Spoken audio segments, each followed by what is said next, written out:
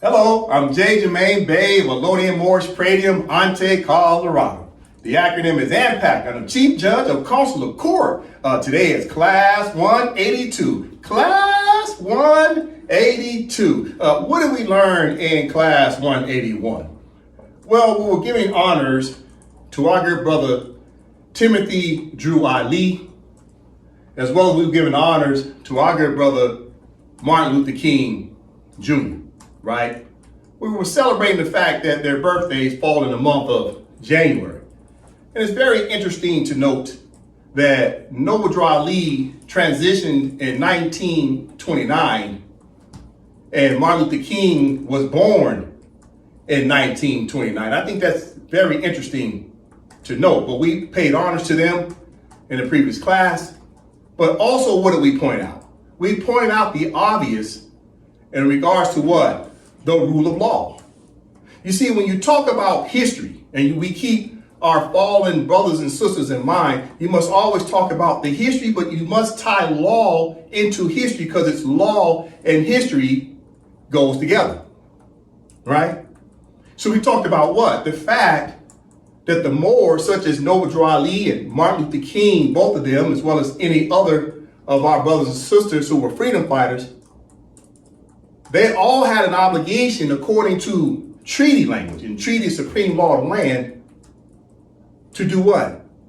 What was our good brothers and sisters who were freedom fighters, what was their obligations back in the day?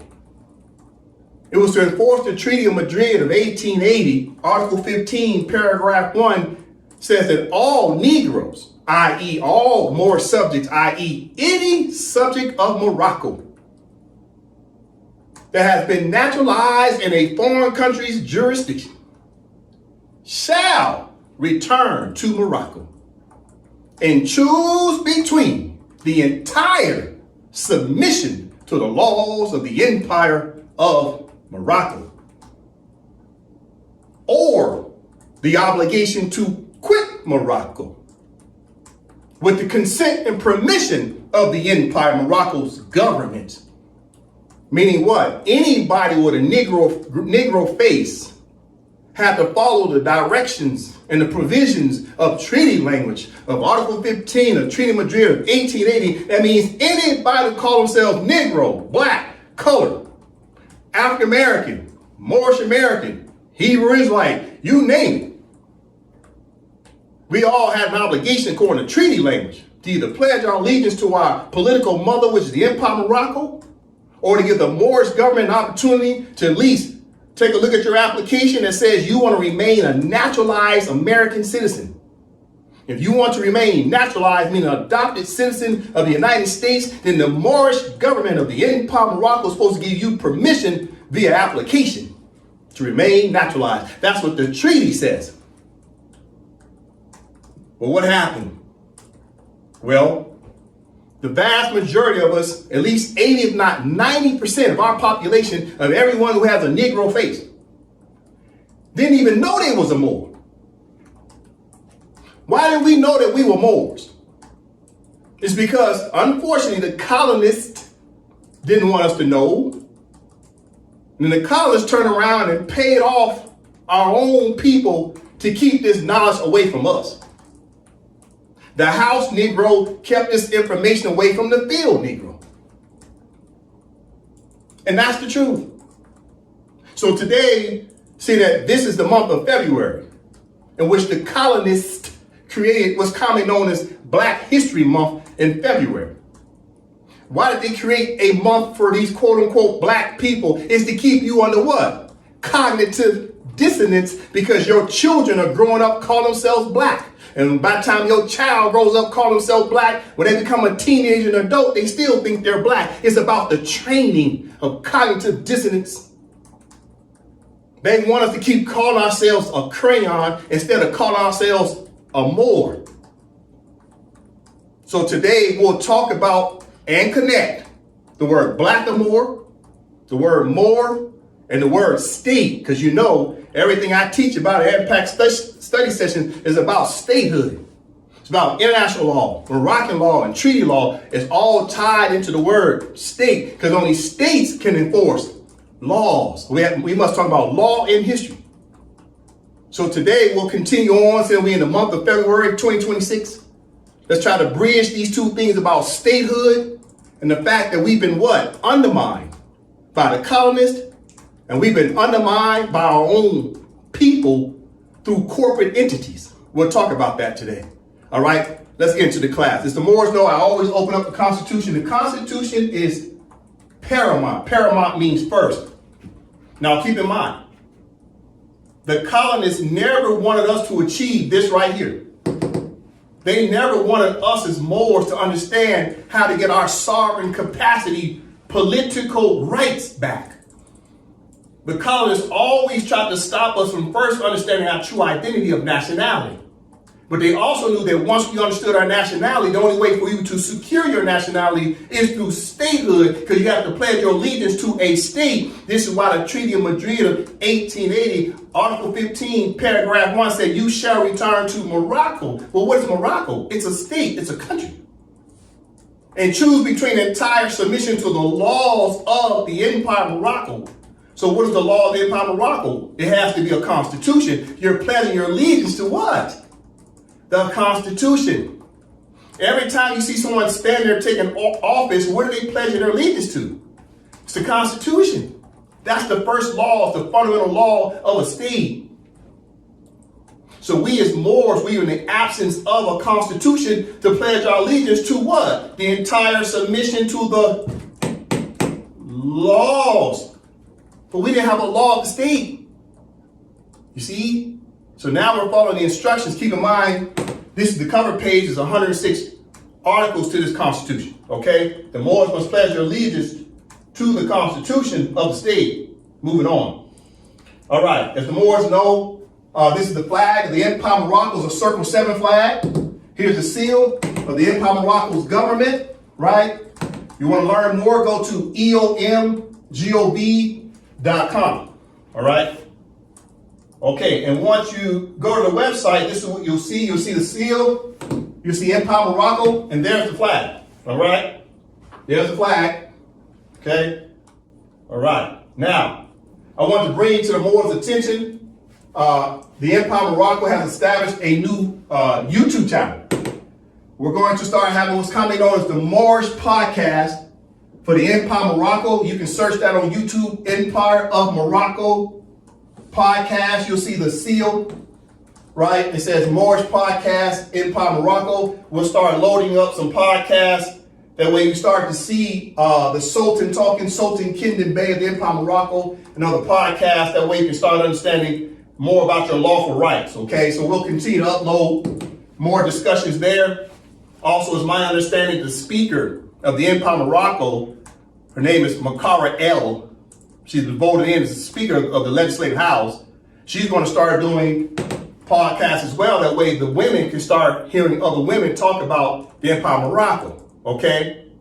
You must pay homage to the women, because that's the Republic. The Republic is what? Men and women.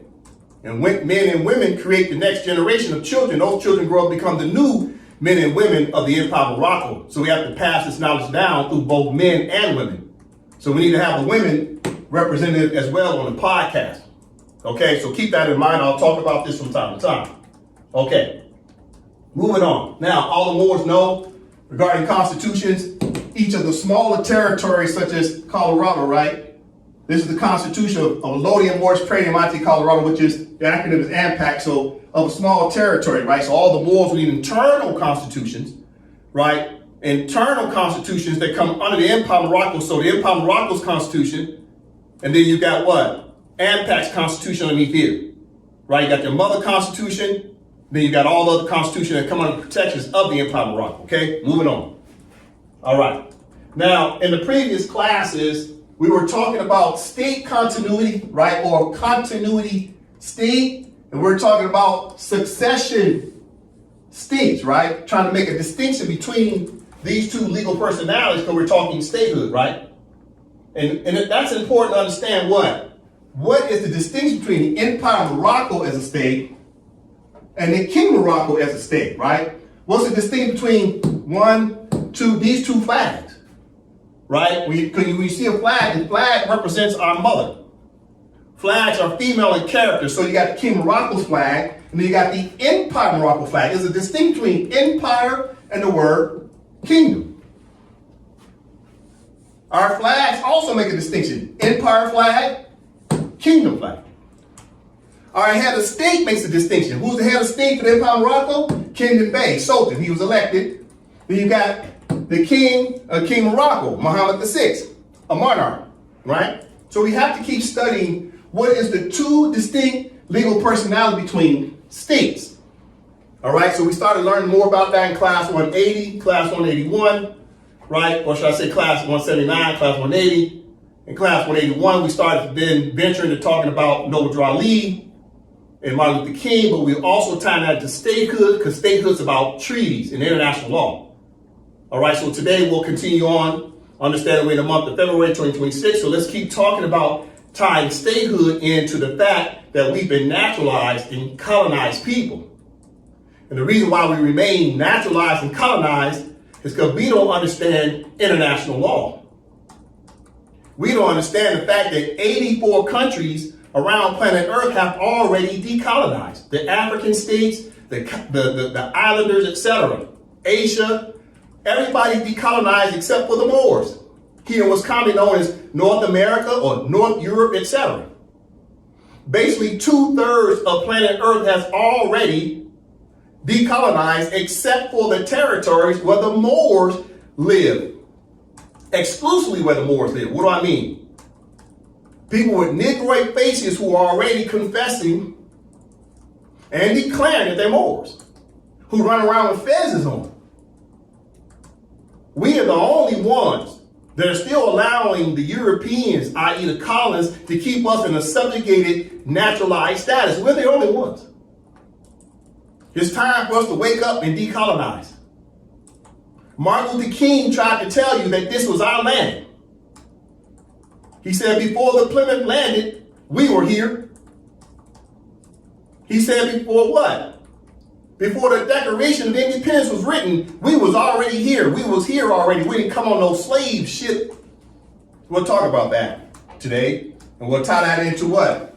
Statehood. All right? Listen.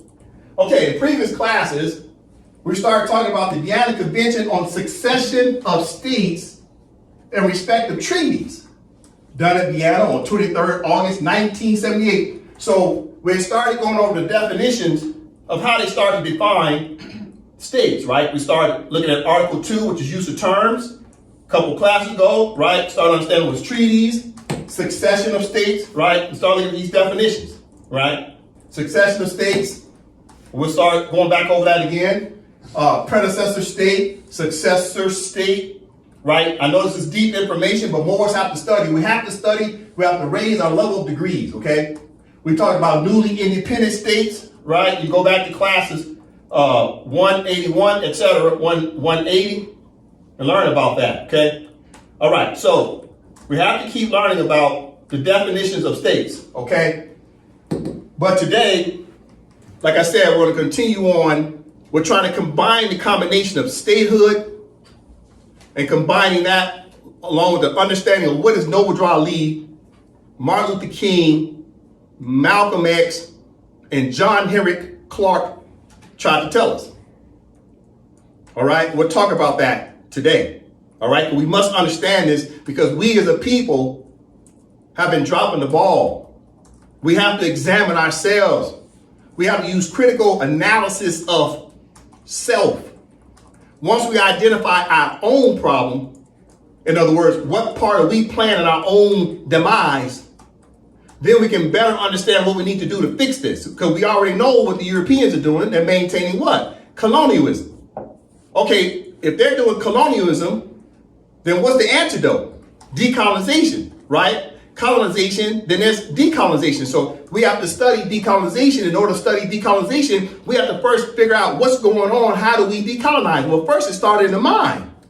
Right here in your thinking. We have to deal with the philosophy and psychology of the Moor, along with the administrative reforms of documentation that I'm teaching you about. So it's more than just documents. we have to also get in our head. This is AMPAC study sessions. These are sessions. That's more than just looking at documents. This is me trying to communicate with you as well. These are sessions. All right? I'm trying to talk to our people. We're all in this together. But someone's got to tell you the truth. And that's the problem. The vast majority of us can't handle the truth because the truth means I'm putting a mirror right up in your face. And unfortunately, we as a people don't like it when the mirror's in our face. But we love to point fingers at other people. As long as we point fingers like this at someone else, we're okay with that. We'll come together to point a finger at someone else. But as soon as there's a mirror in our face, and someone points and says, look at this mirror at yourself, you turn away. We got to get over that, or we're going to remain colonized and naturalized forever. And we can't do what? Critical analysis of self. We'll learn about that today. Listen. All right, what do I have up here? We're going to go deeper. We have to talk about the philosophy and psychology of the Moors. Everybody up here is a Moor. Now, I'm using these good brothers from an education perspective. They were all educators, every last one of them. Right? All four of them have something in common. What is that? They all talked about what? Religion and the church. But at the same time, they were basically what? Political activists. Right? But isn't there such thing as separation of what? Church and state? The separation of church and state. But when you combine these two things, it creates what? Confusion. Because you're asking yourself, well, which one is the law that you go by? Do you go by church law or state law? You have to learn how to separate these things while simultaneously understanding everything in life is interconnected one way or another, no matter how you look at it. It's either connected directly or it's connected indirectly through some other source that's in the middle. So the state and the church may be separated, but it's connected through who? People. Human beings connect the state. Human beings connect the church. And we as human beings are right in the middle. So we're always going back and forth in these two parallel worlds. And sometimes we try to actually bring them both together directly, and that's when it clashes. We have to learn how to separate these things. But what happens is we put too much onus and too much effort into the church, and we put 20% effort in the state. 80% church, 20% state. This is what we've done. That's the separation of church and state, that we put it all, we poured everything into the church and put very little in the state. And the reality is, where does our liberation come from? It comes through what? The state. 84 countries, including the countries in Africa, all use the state to decolonize. All the islanders use the state to decolonize. They put 80% of their efforts into statehood through decolonization and 20% of their effort in the church. They went to church on Sunday, but the other days of the week, they focused on what? Administrative reforms of the state to decolonize. But we as a people over here was coming on as the North America or the West. We've done what? 80% church, 20% state. This is where we're making our mistake. I'll teach you about that today. We have to correct this and create the proper balance. Okay, listen.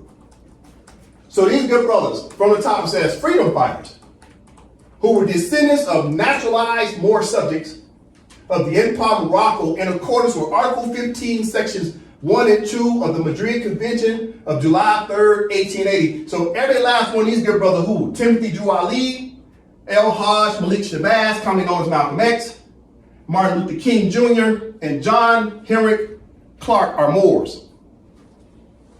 They were descendants of Moors who are now what? Naturalized, or they're born into or under the jurisdiction of the United States of America, which gave them American nationality. But they were adopted. What's their original descendancy nationality? They were all Moroccans. They're descendants of Moroccans. All four of them are descendants of Moroccans. And Noble Drew Ali tried to tell us that we're descendants of Moroccans.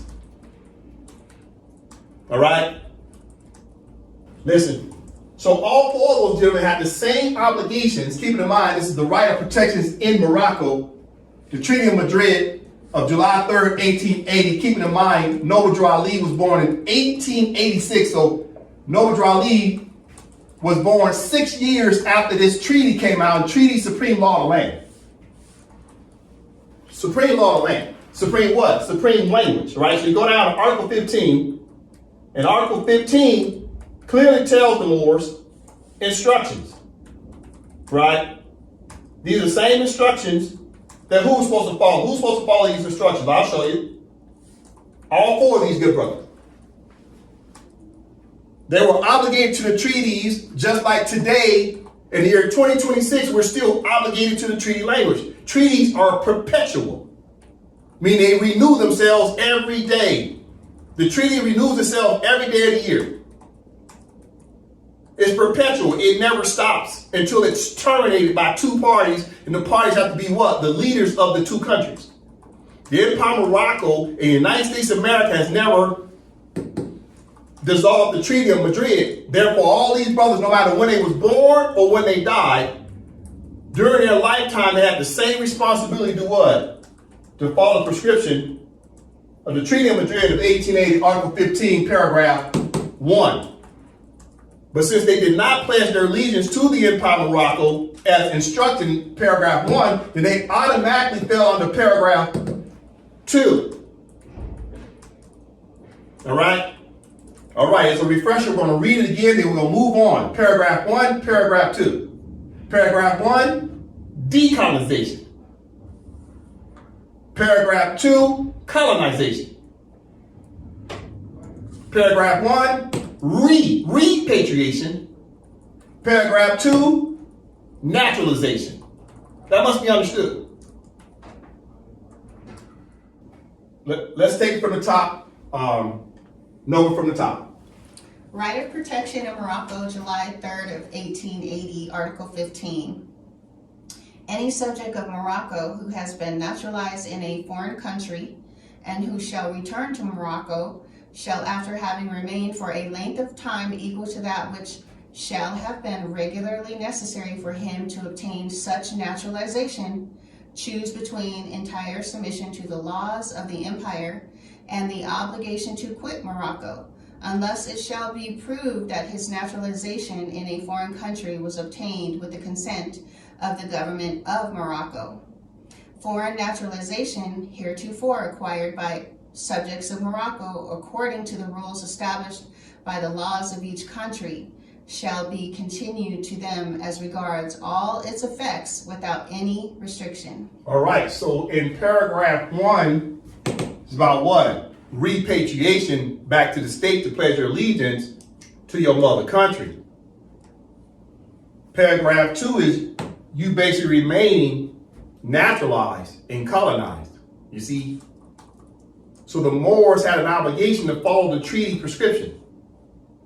So what did the colonists do? The colonists never wanted us to know that we were Moors. That way we would never understand that this paragraph, this article of this treaty was about us. Because it's about statehood. They said return to what? A state. Return to Morocco. Morocco's a state, you see? And this is why this class is about statehood. We were always talking about the hood. The brothers and sisters, we're always talking about, yeah, man, the hood, the hood. No, it's about statehood. If we can just fundamentally understand that. Listen, so since it's the month of February 2026, they want to talk about Black history, that I would challenge anyone who calls himself an HBCU professor, the presidents of HBCUs, anyone doing documentaries during the month of February 2026, take the time to look up etymology dictionary and look and see what they say about who the Negroes are. You got all these scholars out here, but they won't look into the dictionaries, and we'll talk about why they don't do that today. So when you go to etymology online, type in the word Negro. Well, what does it mean? Okay. So when you type it in, it pulls up what? Negro. See Negro in red? All right, so the Negroes are who? Who do they say the Negroes are? Oh, the Negroes are blacks, right? Because it's so-called black history, which is Negro history, which is also what history? What else history is it? Oh, so it's really what? Moorish history. Because they have falsely branded us as blacks, but they tell you in the dictionary the blacks are Moors. The blacks are Moors. Who else is Moors? Okay, see right here in your vernacular. African Americans with the hyphen. Hyphen means what? Compound adjective. The African Americans are who? Moors. So why during Black History Month aren't they pointing out the definition to show Negroes, blacks, colors, and African Americans are actually what? Moors. Well, we'll talk about the reason why they don't do that today. Listen, one of the reasons why in the month of February, they call it Black History Month, why is no one talks about the Moors exclusively? Why isn't Black History Month really called Moorish History Month? You see, because they want us stuck on this crayon status of being black, or being Negro, or being colored, or African American, or Hebrew Israelite, every name but Moroccan. We are descendants of Moroccans. So they keep us stuck in this thing called cognitive dissonance because you as a child was taught something and now it's stuck in your head. Then when you become an adult, it's reaffirmed because everybody around you is saying the same thing. So now we all suffer from cognitive dissonance. And what is cognitive dissonance? Brother Dre from the top. Cognitive dissonance is a psychological phenomenon that occurs when an individual experiences mental discomfort due to holding two conflicting beliefs or when their actions do not align with their beliefs. This discomfort often leads individuals to change their thoughts or to justify their behavior to achieve consistency. It can manifest in various situations, such as when making decisions or questioning beliefs, and may result in feelings of guilt, shame, or angst. To alleviate the discomfort, people may alter their beliefs, rationalize their actions, or change their behaviors. All right. So cognitive dissonance is when someone is trying to share the truth with you, but you fall in love with the lie. But yet you start to examine that truth and you say, you know what, you might have a point there. But what happens? You see, now you struggle with three different things. You got the truth, you got the lie, and you got something in between called what? Truth and falsehood, strangely mixed. So cognitive dissonance means you want to hold on to your beliefs, i.e. something that might be a fabrication of miseducation that you want to hold on fundamentally because that's all you've ever known. You're like, well, all I've ever known was that I was black. Okay, that's fine if that's all you've ever known. But when someone tells you the truth, they show you in the dictionary that blacks are Moors, black are Moors. The white man put in the book to tell you who you are. Do you show a black man the definition that says blacks are Moors? You say, I ain't no Moor. I say, it's in the damn book. It's in the definition. It's in the treaties. It's international correspondence between countries keep saying that you are Moor, a Moor, a Moor. And you turn around and say, well, I ain't no Moor. See, that's cognitive dissonance because now I'm challenging your belief and you want to hold on to it. And this is how the white man's been beating us because it's all self-inflicted that we don't want to change our beliefs. This is the problem. Therefore, it comes along with a definition. Let's take it from the top again. Brother Dre. Cognitive dissonance is a psychological phenomenon that occurs when an individual experiences mental discomfort due to holding two conflicting beliefs or when their actions do not align with their beliefs. This discomfort often leads individuals to change their thoughts or justify their behavior to achieve consistency. It can manifest in various situations, such as when making decisions or questioning beliefs, and may result in feelings of guilt, shame, or angst. To alleviate this discomfort, People may alter their beliefs, rationalize their actions, or change their behaviors. Paul, so in the last sentence, it gives you 3 different stages. Listen, listen very closely. It says to alleviate this discomfort. People may alter their beliefs, comma, rationalize their actions, comma, or change their behaviors. So that's 3 different mentalities. What does that really mean? What's the interpretation of that? I got you. Don't even trip. Bam. Okay, listen. 1, 2, 3. I got a dirty glass of water. Then I got a glass of water that's what? Half dirty. Right? Then I got a clean glass of water. So in cognitive dissonance, here's what's happening. There's your beliefs, right? Because you've been lied to or you're dealing with misconcepts. And then in the middle, now you're starting to wake up, someone presented the truth to you, but you're like, yeah, I'm not sure. I'll look into it. So it's truth and falsehood strangely mixed because someone told you the truth, but you're trying to hold on to that cognitive dissonance. And then eventually, sometimes you shake it, you let go of the falsehood, and you finally embrace the truth. It's 3 stages. So some people double down and say, oh, hell no. I ain't no more. I'm black. I'm going to be black till the day I die. Okay, you're going to stay here all because you can't handle what? The education that starts to transition for you to now understand you're just simply a Moor. So this is what? Step 1, step 2, step 3. We're dealing with cognitive dissonance amongst our people. So from the top it says, step 1. First, what? You got to recognize the dirty water of falsehoods, which causes stagnation. When you got stagnation, stagnant water becomes what? Poisoned after a while. It grows mold and all kind of stuff. It's stagnant. It's dying. You see? Stagnant water becomes polluted. Right? Then number 2, step 2. Then you have to recognize when truth and falsehood is strangely mixed by signs of buffering.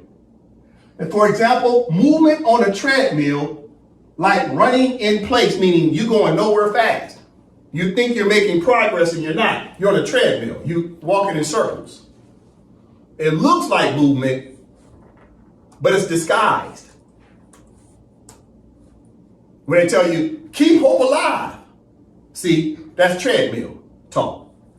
You ain't going no damn where. Calling yourself a crayon. That's why I say keep hope alive instead of enforcing what? The rule of law. Because the rule of law is precise. It's predictable. You can get from point A to point Z with law. Can't get nowhere with hope. Hope is not a strategy. Hope is a tactic without a strategy.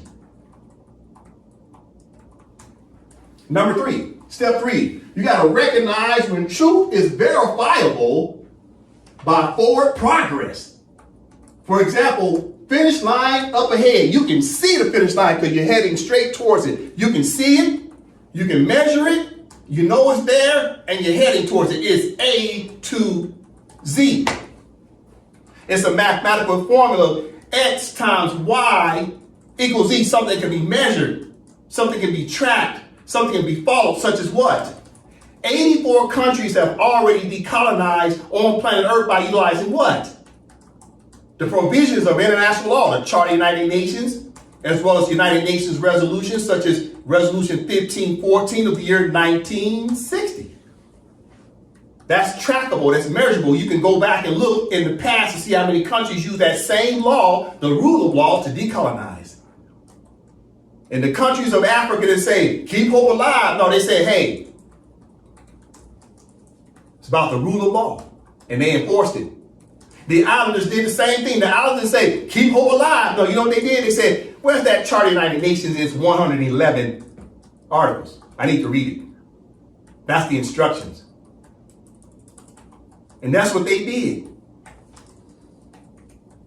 So listen, let's take it from the top again. Number 1, step 1. This is what our people, anybody with a Negroid face, this is what we got to understand. I got to get into the heads of the Moors.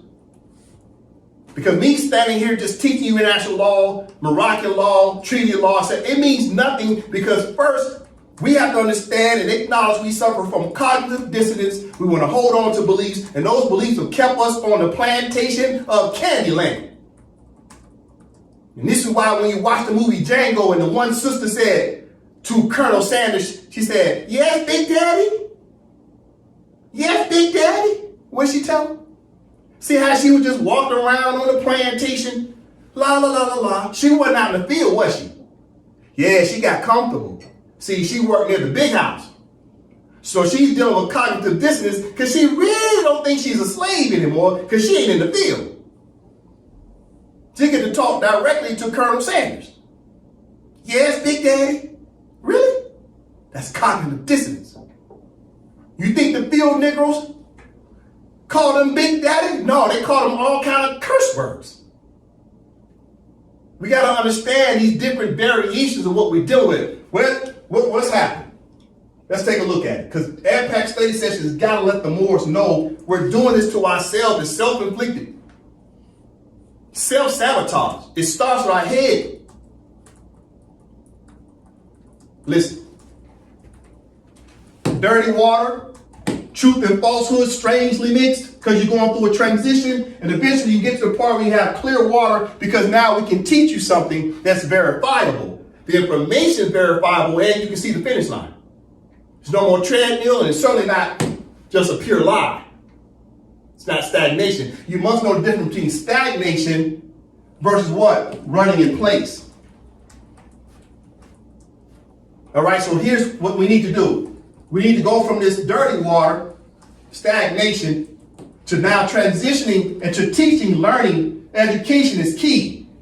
Part of education is what? Reading. We must learn how to read again. This is our problem. We don't read nothing. All we do now, we get our phones and we just swipe, swipe, swipe, swipe. We listen to audio, look at a little video. We don't read nothing. And if you don't read, that means you're not reading law. And the only way we're going to get ourselves out of this political condition of being colonized and naturalized is to actually read. So we have to start to transition over to education. See, here's the education right here. Listen to me. In the middle is where the education comes in. The only way to get from lack of education to education, you got to now look at the information. You have to read and study. To eventually get to step 3, where now you understand, you fully understand, because you're committed to what you need to do, because now you can measure and track where you need to be, where you're trying to go with your destination. You must have an intentional future. Intentional. And not just stumble across it. Stop waiting on the white man to give you something. The white man already signed the contract that gave you back all your rights. You know what the contract was? The treaties. The United States of America, and giving them credit, they signed off on the Treaty of Madrid that gave every black person who's actually a Moor a right to go back under the jurisdiction of the Empire of Morocco. To go back home to pledge allegiance to the Empire of Morocco. And where's home? I'm standing on it. It's the Empire of Morocco before there was ever a United States of America. It was the Empire of Morocco that recognized the 13 colonies. There would be no United States of America if it wasn't for the Empire of Morocco, the Sultan and the Moors allowing the 13 colonies to stay here on their refuge and asylum away from Great Britain. So you know who the United States of America's godfather is? The Empire of Morocco and the Sultan. So the Sultan's godfather and their godmother is the Empire of Morocco. If it wasn't for the Empire of Morocco, there would be no Americans. Because the British told all the British subjects they were treasonous. They would all be deceased right now. There would be no 13 colonies if it wasn't for the Empire of Morocco, Sultan Sidi Mohammed, the Moors, France, Haiti, and Spain protecting the 13 colonies from Great Britain. So who was the United States of America's godmother? The Empire of Morocco. Who was the United States of America's godfather? The office of the Sultan. Don't you ever forget that. And they know that. But they want you to forget under what? Cognitive dissonance. Because they told you they got you from an island 1,000 miles away. that you came on a slave ship. That way you don't claim this as your land. Listen, what's our problem as a people? As I talk about statehood, statehood is a matter of understanding your rights, but in order to understand your rights, you have to read your rights. Don't, when the cop pull you over and says, you gonna read me my rights? Miranda rights? There's some reading involved to understand what? Rights. So if you don't read, how you understand rights? Because rights is written down in law. This is why we remain colonized and nationalized, because we don't want to read no more. Let's read this op-ed. Let's give credit what credit's due. This good brother right here, let's give credit what credit's due. His name is Divine A. Solo. Good job, Divine A. Solo. We're going to read your op-ed, okay? All right. Okay, Nova from the top. We've often heard the saying, if you want to hide anything from a black man, put it in a book. It's a haunting phrase, one that mirrors the tragedy of how knowledge has been undervalued in our society. Beyond the infrastructure of education lies a deeper issue, a system that has failed to nurture human capital through something as simple yet profound as a strong reading culture. Much of the challenge we face today isn't just poor governance or economic instability, it's the poverty of curiosity. We've built a culture that celebrates quick answers but rarely encourages deep thinking. Reclaiming the act of reading then becomes more than a pastime, it becomes a quiet revolution. Pause, read it from here again. Much of the challenge we face today isn't just poor governance or economic instability, it's the poverty of curiosity. We've built a culture that celebrates quick answers but rarely encourages deep thinking. Reclaiming the act of reading then becomes more than a pastime, it becomes a quiet revolution. So what are we saying here before we continue reading? What's this about? What's the interpretation? See, if we can't get it fast, we're not interested in it. And see, decolonization takes time. So we traded decolonization reforms, which takes time to decolonize to get your absolute rights. What do we trade it for? Integration, to get jobs. We were better off poor and fighting a good fight to decolonize than to be middle class or rich and still colonized. Still dealing with knees on our necks like George Floyd. But if we had decolonized, we wouldn't be dealing with that. Because we'd be enforce our Moroccan law against any belligerent person who does something to a fellow Moor.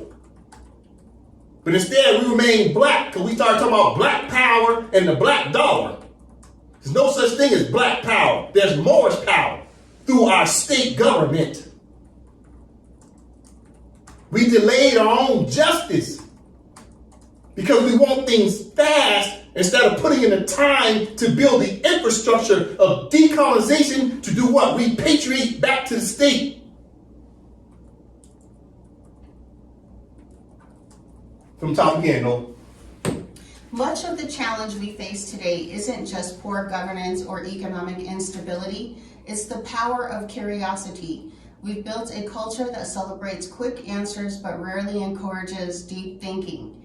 Reclaiming the act of reading then becomes more than a pastime, it becomes a quiet revolution. That's right. Reading becomes a quiet revolution. We need a revolution of readers who read international law. Continue. Picking up Still Like an Artist by Austin Kleon has been one of my best decisions in 2025. It's a book saturated with insights about building a creative life, a mirror that reflects what I've always believed about ideas and inspiration. Kleon reminds us that creativity doesn't exist in isolation. As Salvador Dali once said, quote, "Those who do not want to imitate anything produce nothing," end of quote.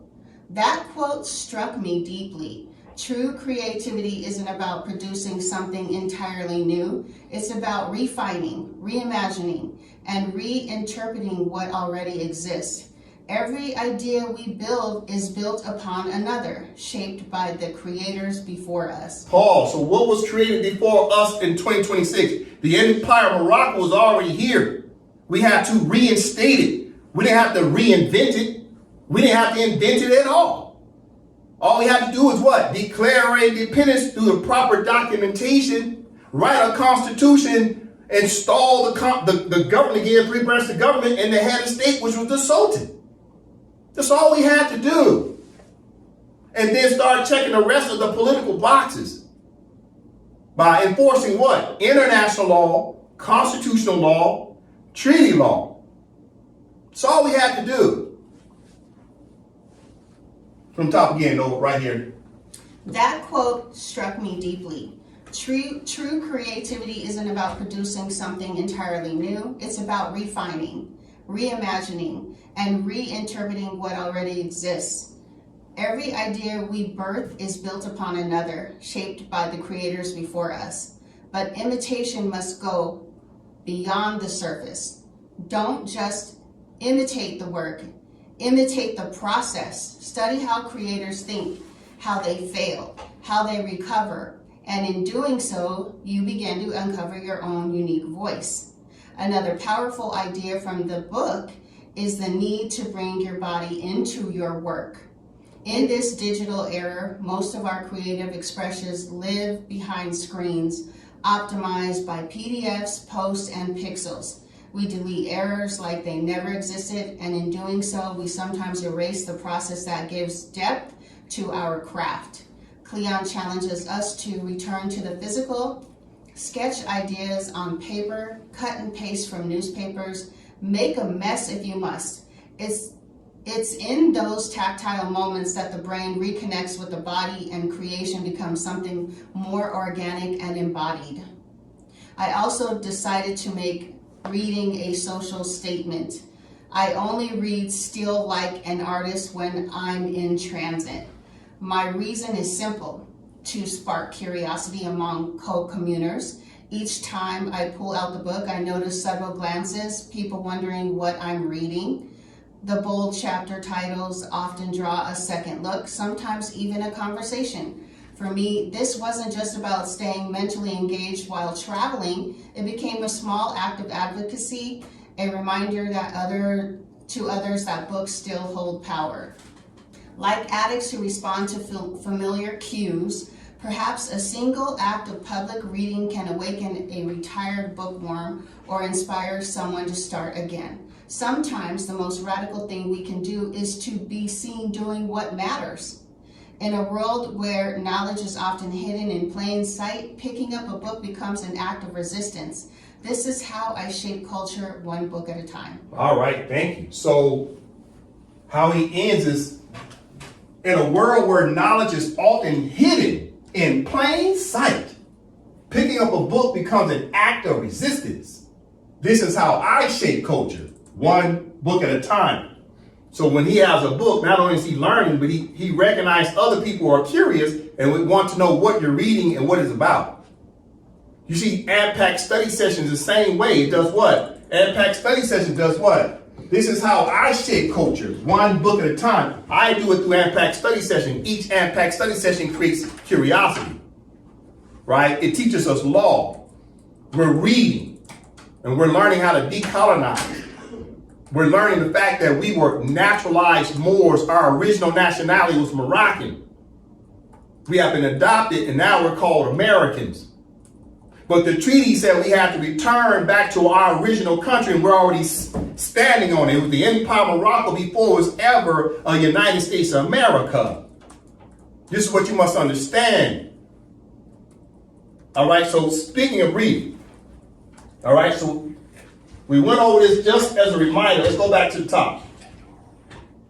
Let's go back to the top. Listen, what's the title? We've often heard the saying, quote, if you want to hide anything from a black man, put it in a book. What does that mean? I mean, we as a people, we don't read.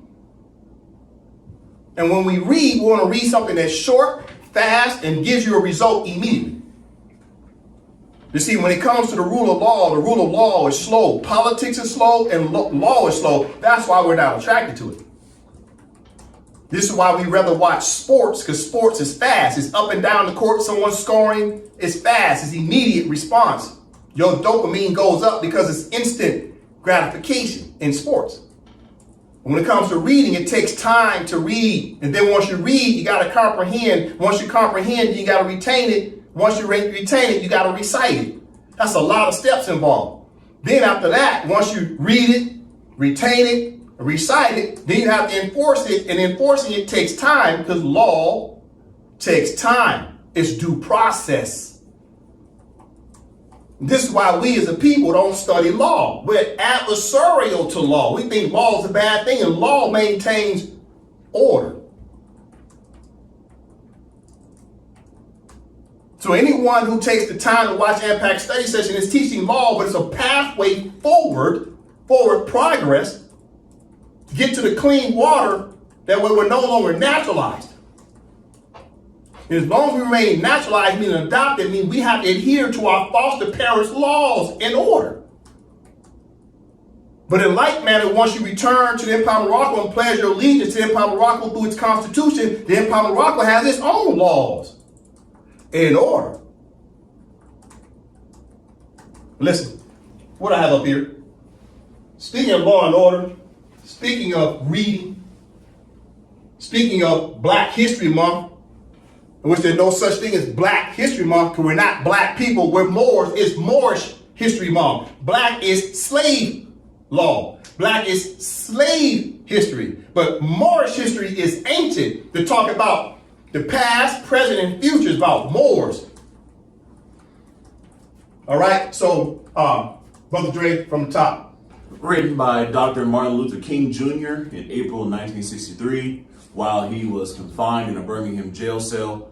This letter eloquently addresses the criticisms he received from 8 white Alabama clergymen who labeled his protest as unwise and untimely. Okay, so what is this about? In 1963, Martin Luther King wrote a very lengthy letter while he sat in jail. While he was protesting peacefully, they still locked him up. So he wrote a letter. But one of the things that caused him to write the letter is because he got word from some other clergymen, meaning white men of the church, that he thought had his back. Come to find out, them same white men of the church told him to stand down. So let's learn about what Martin Luther King said, because it's important that in the letter he wrote, he's going to talk about decolonization. And it went over everybody's heads. And nobody talks about this during Black History Month. They keep talking about Martin Luther King, but they don't read this excerpt out loud, intentionally. We're going to talk about it today. Listen. All right, we're going to read this letter. All right, it's very lengthy, but we're going to get through it. We're going to break it down.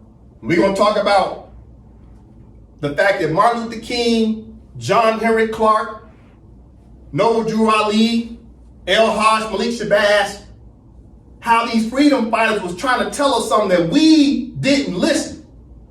Because we're too busy playing basketball and too busy figuring out how to moonwalk. All right. Brother Dre from the top. By Martin Luther King Jr., August 1963, from the Birmingham jail, where he was imprisoned as a participant in non-violent demonstrations against segregation. Dr. Martin Luther King Jr. wrote in longhand the letter which follows. It was his response to a public statement of concern and caution issued by 8 white religious leaders of the South. Dr. King, who was born in 1929, did his undergraduate work at Morehouse College. Pause.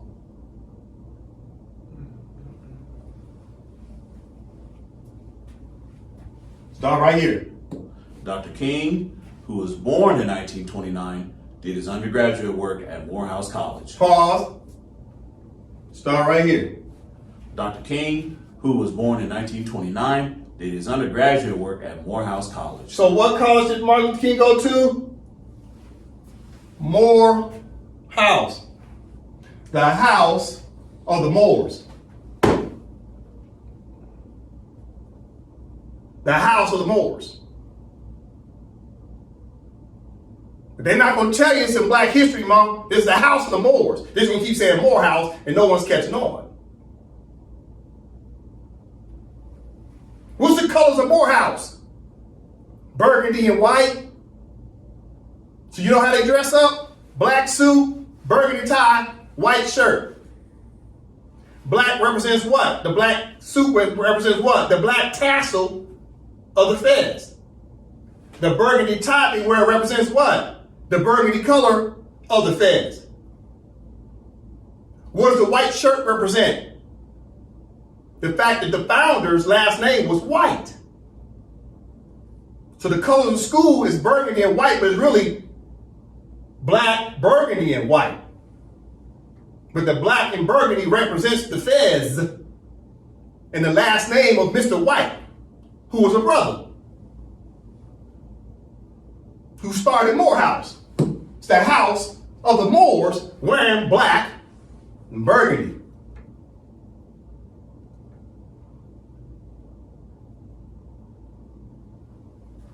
Listen, start from here. Dr. King, who was born in 1929, did his undergraduate work at Morehouse College, attended the integrated Crozer Theological Seminary in Chester, Pennsylvania, one of 6 black pupils among 100 students, and the president of his class, and won a fellowship at Boston University for his PhD. While confined here in Birmingham City Jail, I came across your recent statement. Pause. So, right here's where Martin King starts to write. Okay? Okay, we'll read from the top. Wow. While confined here in Birmingham City Jail, I came across your recent statement calling our present activities unwise and untimely. Seldom, if ever, do I pause to answer criticism of my work and ideas. If I sought to answer all of the criticism that had crossed my desk, my secretaries would be engaged in little else in the course of the day, and I would have no time for constructive work. But since I feel that you are men of genuine good will and your criticisms are sincerely set forth, I would like to answer your statement in what I hope will be patient and reasonable terms. Pause. So who is he talking to? Remember how we started, right? Starting again right here, Brother Dre. Written by Dr. Martin Luther King Jr. in April of 1963 while he was confined in a Birmingham jail cell. This letter eloquently addresses the criticisms he received from 8 white Alabama clergymen who labeled his protest as unwise and untimely. Okay, let's continue. I think I should give the reason for my being in Birmingham, since you have been influenced by the argument of outsiders coming in. I have the honor of serving as president of the Southern Christian Leadership Conference, an organization operating in every southern state with headquarters in Atlanta, Georgia. We have some 85 affiliate organizations all across the South, one being the Alabama Christian Movement for Human Rights. Whenever necessary and possible, we share staff, educational, and financial resources with our affiliates. Several months ago, our local affiliate here in Birmingham invited us to be on call to engage in a nonviolent direct action program if such were deemed necessary. We readily consented, and when the hour came, we lived up to our promises. So I am here, along with several members of my staff, because we were invited here. I am here because I have basic organizational ties here. Beyond this, I am in Birmingham because justice is here, just as the 8th century prophets left their little villages and carried their "thus saith the Lord" far above the boundaries of their hometowns.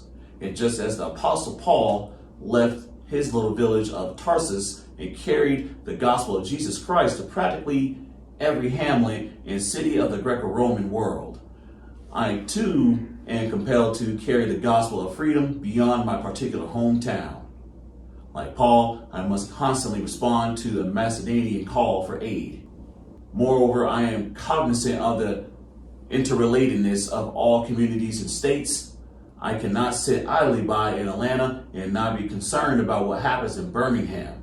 Injustice everywhere is a threat to justice everywhere. We are caught in an inescapable network of mutuality, tied in a single garment of destiny. Whatever affects one directly affects all indirectly. Never again can we afford to live with the narrow, provincial, outside agitator idea. Anyone who lives inside the United States can never be considered an outsider.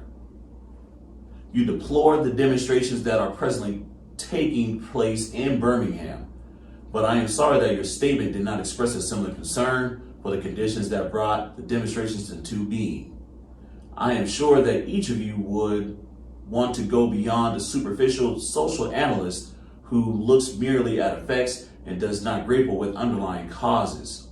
I would not hesitate to say that it is unfortunate that so-called demonstrations are taking place in Birmingham at this time. But I would say, in more emphatic terms, that it is even more unfortunate that the white power structure of the city left the Negro community with no other alternative. Pause. Now keep in mind, who's the Negro community he's talking about? Who's the Negro community he's talking about? Okay, pause right there. Pause right there. Who are the Negroes? Etymology dictionary. Who are the Negroes? So the Negroes, right, in red, are who? These blacks, right? The blacks. The blacks are the Negroes. You see it on the screen. And the blacks are who? Who are the blacks? The blacks. The blacks are Moors. But they're really just Moor, right? And today, in the 21st century, people like to call themselves African Americans, but the African American vernacular is really these people that are Moors. You see that? So Martin Luther King's talking about Negroes, but Negroes are Moors, right? So he's talking about the Negro community, which is what? The Moorish community. The Moors who have been naturalized, and now they've been called Negro, blacks, coloreds, African Americans, Moorish American, Hebrew Israelites, you name it, everything but what? Moroccan. Let's continue. In any nonviolent campaign, there are 4 basic steps: collection of the facts to determine whether injustices are alive, negotiation, subpurification, and direct action. We have gone through all of these steps in Birmingham. There can be no gainsaying of the fact that racial injustice engulfs this community. Birmingham is probably the most thoroughly segregated city in the United States. Its ugly record of police brutality is known in every section of this country. Its unjust treatment of Negroes in the courts is a notorious reality. There have been more unsolved bombings of Negro homes and churches in Birmingham than in any other city in this nation. These are the hard, brutal, and unbelievable facts. On the basis of them, Negro leaders sought to negotiate with the city fathers, but the politician leaders consistently refused to engage in good faith negotiation. Then came the opportunity last September to talk with some of the leaders of the economic community. In these negotiating sessions, certain promises were made by merchants, such as the promise to remove the humiliating racial signs from the stores. On the basis of these promises, Reverend Shuttlesworth and the leaders of the Alabama Christian Movement for Human Rights agreed to call a moratorium on any type of demonstration. As the weeks and months unfolded, we realized that we were the victims of a broken promise. The signs remained, as in so many experiences of the past, we were confronted with blasted hopes and the dark shadow of a deep disappointment settled upon us. So we had no alternative except that of preparing for direct action, whereby we would present our very bodies as a means of laying our case before the conscience of the local and national community. We were not unmindful of the difficulties involved. So we decided to go through a process of self-purification. We started having workshops on nonviolence and repeatedly asked ourselves the questions: are you able to accept blows without retaliating? And are you able to endure the ordeals of jail? We decided to set our direct action program around the Easter season, realizing that with the exception of Christmas, this was the largest shopping period of the year. Knowing that a strong economic withdrawal program would be the byproduct of direct action, we felt that this was the best time to bring pressure on the merchants for the needed changes. Then it occurred to us that the March election was ahead, and so we speedily decided to postpone action until after Election Day. When we discovered that Mr. Connor was in the runoff, we decided again to postpone action so that the demonstration could not be used to cloud the issues. At this time, we agreed to begin our nonviolent witness the day after the runoff.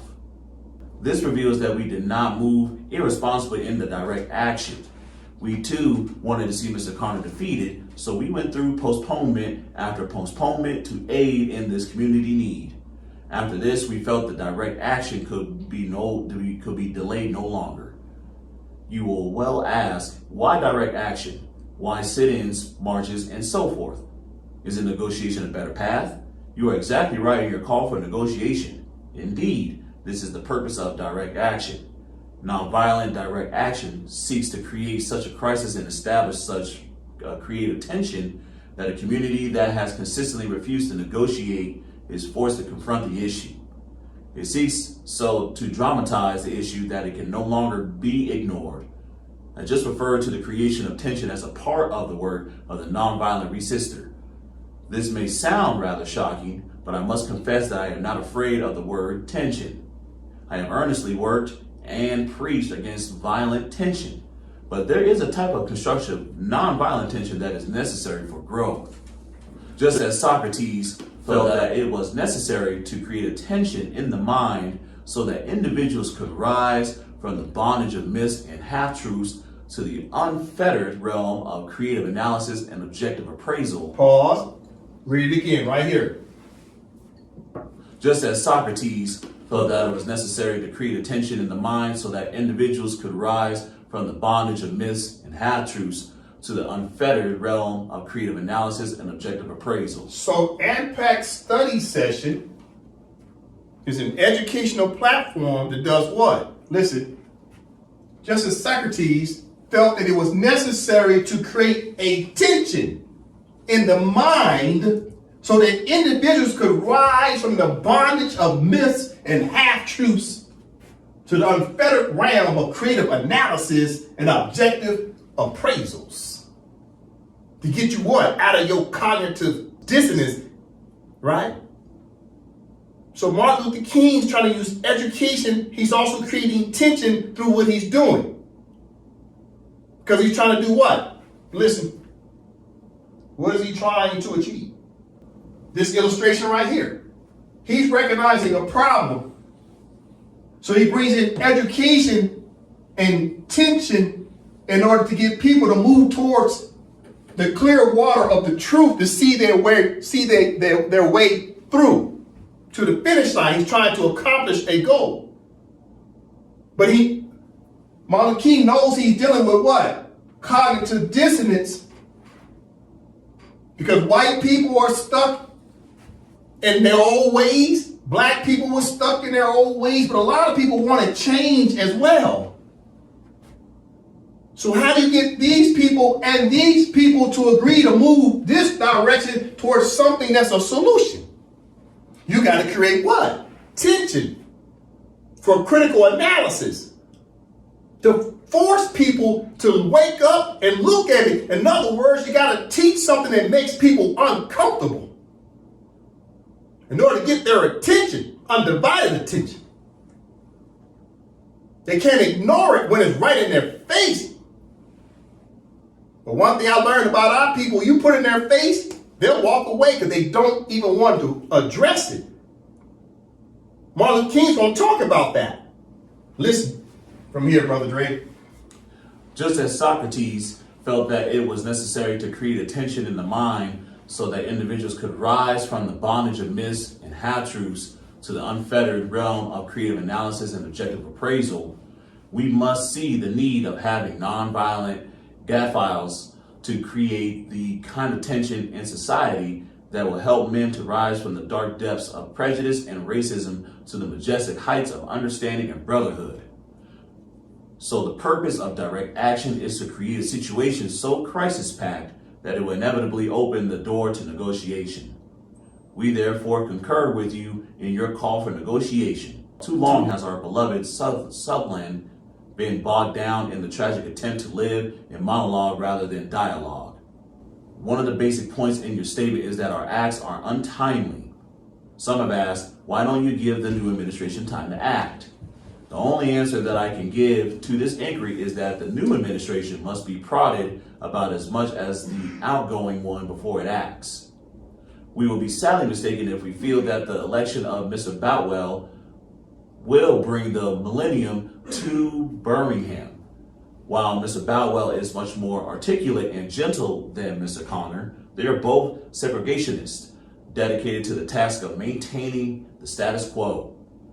The hope I see in Mr. Boutwell is that he will be reasonable enough to see the futility of massive resistance to desegregation, but he would not see this without pressure from the devotees of civil rights.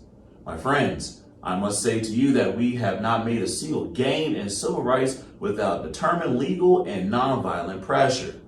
History is a long and tragic story of the fact that privileged groups seldom give up their privileges voluntarily. Individuals may see the moral light and voluntarily give up their unjust posture, but as Reinhold Niebuhr has reminded us, groups are more immoral than individuals. We know through painful experience that freedom is never voluntarily given by the oppressor. It must be demanded by the oppressed. Frankly, I have never yet engaged in a direct action movement that was well timed, according to the timetable of those who have not suffered unduly from the disease of segregation. For years now, I have heard the word wait. It rings in the ear of every Negro with a piercing familiarity. This wait has almost always meant never. It has been a tranquilizing thalidomide, relieving the emotional stress for a moment, only to give birth to an ill-formed infant of frustration. We must come to see with the distinguished jurist of yesterday that justice too long delayed is justice denied. We have waited for more than 340 years for our God-given and constitutional rights. The nations of Asia and Africa are moving with jet-like speed toward the goal of political independence, and we still creep at horse and buggy pace toward the gaining of a cup of coffee at a lunch counter. Pause. Here's the part where Martin Luther King is talking about decolonization that was happening in Africa and Asia and the islands. He's writing this letter in 1963, because when was Africa decolonizing? In the 1960s. When were the islanders decolonizing? In the 1960s.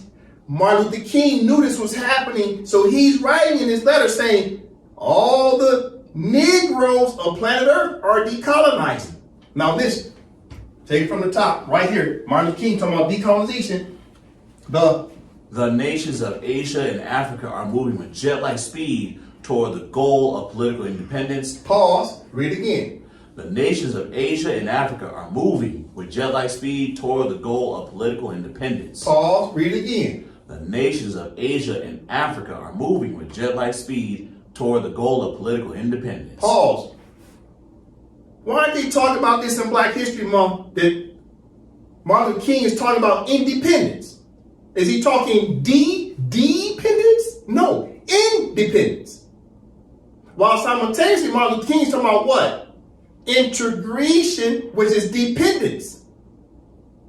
He's reminding them that I already know what we're supposed to be doing, because this is our homeland as Moors. We're supposed to be seeking independence. But Martin Luther King turned around and said, but I see this whole colonialism thing, decolonization, is kind of a bloody thing. Martin Luther King knew that the Africans, they were fighting. It was a bloodshed. He knew the islanders was fighting. It was a bloodshed, but it was still happening nonetheless. The revolt was happening everywhere on planet Earth. Everywhere but where? In the Americas, North America. We were fighting, but it was non-violence. So Martin Luther King was studying, saying, let's try to decolonize from a non-violent way. But he realized, well, maybe we'll take a shortcut and just do integration, because looks like decolonization is a little rough around the edges. But what's my point here? Listen to what he's telling white men. Those white clergymen also knew that the world was decolonizing. They knew Martin Luther King was trying to do some form of independence. So the white clergy, white men, started to panic. They say, man, do you hear what Martin Luther King said? He's talking decolonization. We got to stop this. Let's take it from here, Brother Dre.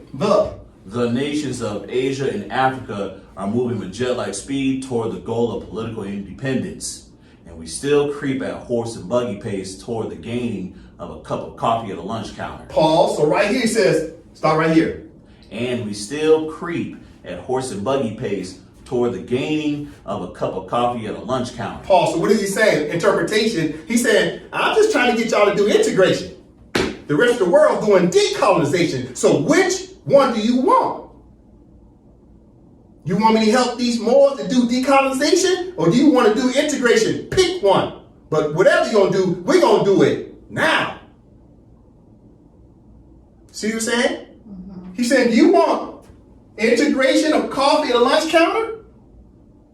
Or you want these Moors to do independence? Pick one. You see that? See how he's talking? So what are the Moors of North America supposed to be doing? We're supposed to be seeking political independence. Let me increase that, because they're not going to talk about this in Black History Month. No, they're not going to talk about this. We're supposed to be seeking what? Political independence. How do you get independence? Declaration of Independence. This is year 2026. The United States of America and Donald Trump, this year on 4th of July, they're going to be talking about their 250th year since 1776. They're going to be talking about their Declaration of Independence. And a Declaration of Independence is nothing but a what? A political declaration. It's political. To do what? Make a clear distinction from some other group. Not to become integrated. No. It's about what? Independence. Our people becoming Moroccans again. Becoming Moors again. Martin Luther King went to Moor House, the house of the Moors. They're not going to tell you this during Black History Month.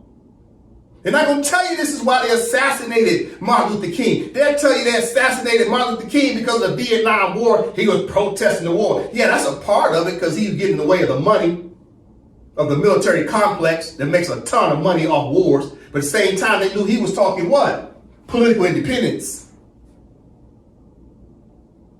The powerful rich man panicked. And they sent the clergy to talk to who? Martin Luther King.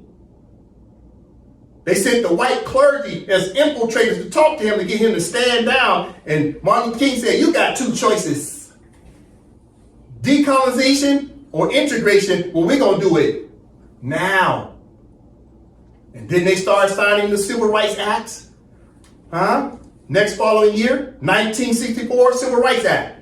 1965 Civil Rights Act. 1968 Civil Rights Act. Why? Because of this threat. They're not going to tell you this in February 2026 during Black History Month. It ain't Black history, it's Moorish history. So the Moor, Martin Luther King said, give us what? Give me liberty or give me death. They said, we'll give you liberty, but it's in integration. And after that, Martin Luther King got what? Death.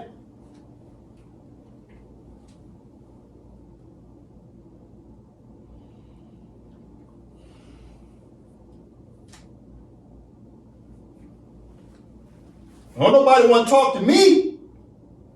Don't nobody want to talk to me. Dre from the top. The nations of Asia and Africa are moving with jet-like speed toward the goal of political independence, and we still creep at a horse and buggy pace toward the gaining of a cup of coffee at a lunch counter. I guess it is easy for those who have never felt the stinging darts of segregation to say, wait. But when you have seen vicious mobs lynch your mothers and fathers at will, and drown your sisters and brothers at whim, when you have seen hate-filled policemen curse, kick, brutalize, and even kill your black brothers and sisters with impunity, when you see the vast majority of your 20 million Negro brothers smothering in an airtight cage of poverty in the midst of an affluent society, when you suddenly find your tongue twisted and your speech stammering as you seek to explain to your 6-year-old daughter why she cannot go to the public amusement park that has just been advertised on television, and see can see tears welling up in her little eyes when she is told that Funtown is closed to colored children, and see the depressing clouds of inferiority begin to form in her little mental sky, and see her begin to distort her little personality by unconsciously developing a bitterness toward white people when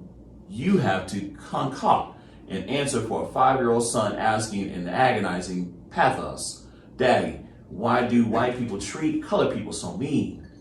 When you take a cross-country drive and find it necessary to sleep at night after night in the uncomfortable corners of your automobile because no motel will accept you, when you are humiliated day in and day out by nagging signs reading white and colored, when your first name becomes nigger and your middle name becomes boy, however old you are, and your last name becomes John, and when your wife and mother are never given the respected title Mrs., when you are harried by day and haunted by night by the fact that you are a Negro, living constantly in tiptoe stance, never knowing what to expect next, and plagued with inner fears and outer resentments, when you are forever fighting a degenerating sense of nobodiness, then you will understand why we find it difficult to wait. There comes a time when the cup of endurance runs over and men are no longer willing to be plunged into an abyss of injustice, where they experience the bleakness of corroding despair. I hope, sirs, you can understand our legitimate and unavoidable impatience. You express a great deal of anxiety over a willingness to break laws. This is certainly a legitimate concern, since we so diligently urge people to obey the Supreme Court's decision of 1954 outlawing segregation in the public schools. It is rather strange and paradoxical to find us consciously breaking laws. Pause. Read this part again in blue.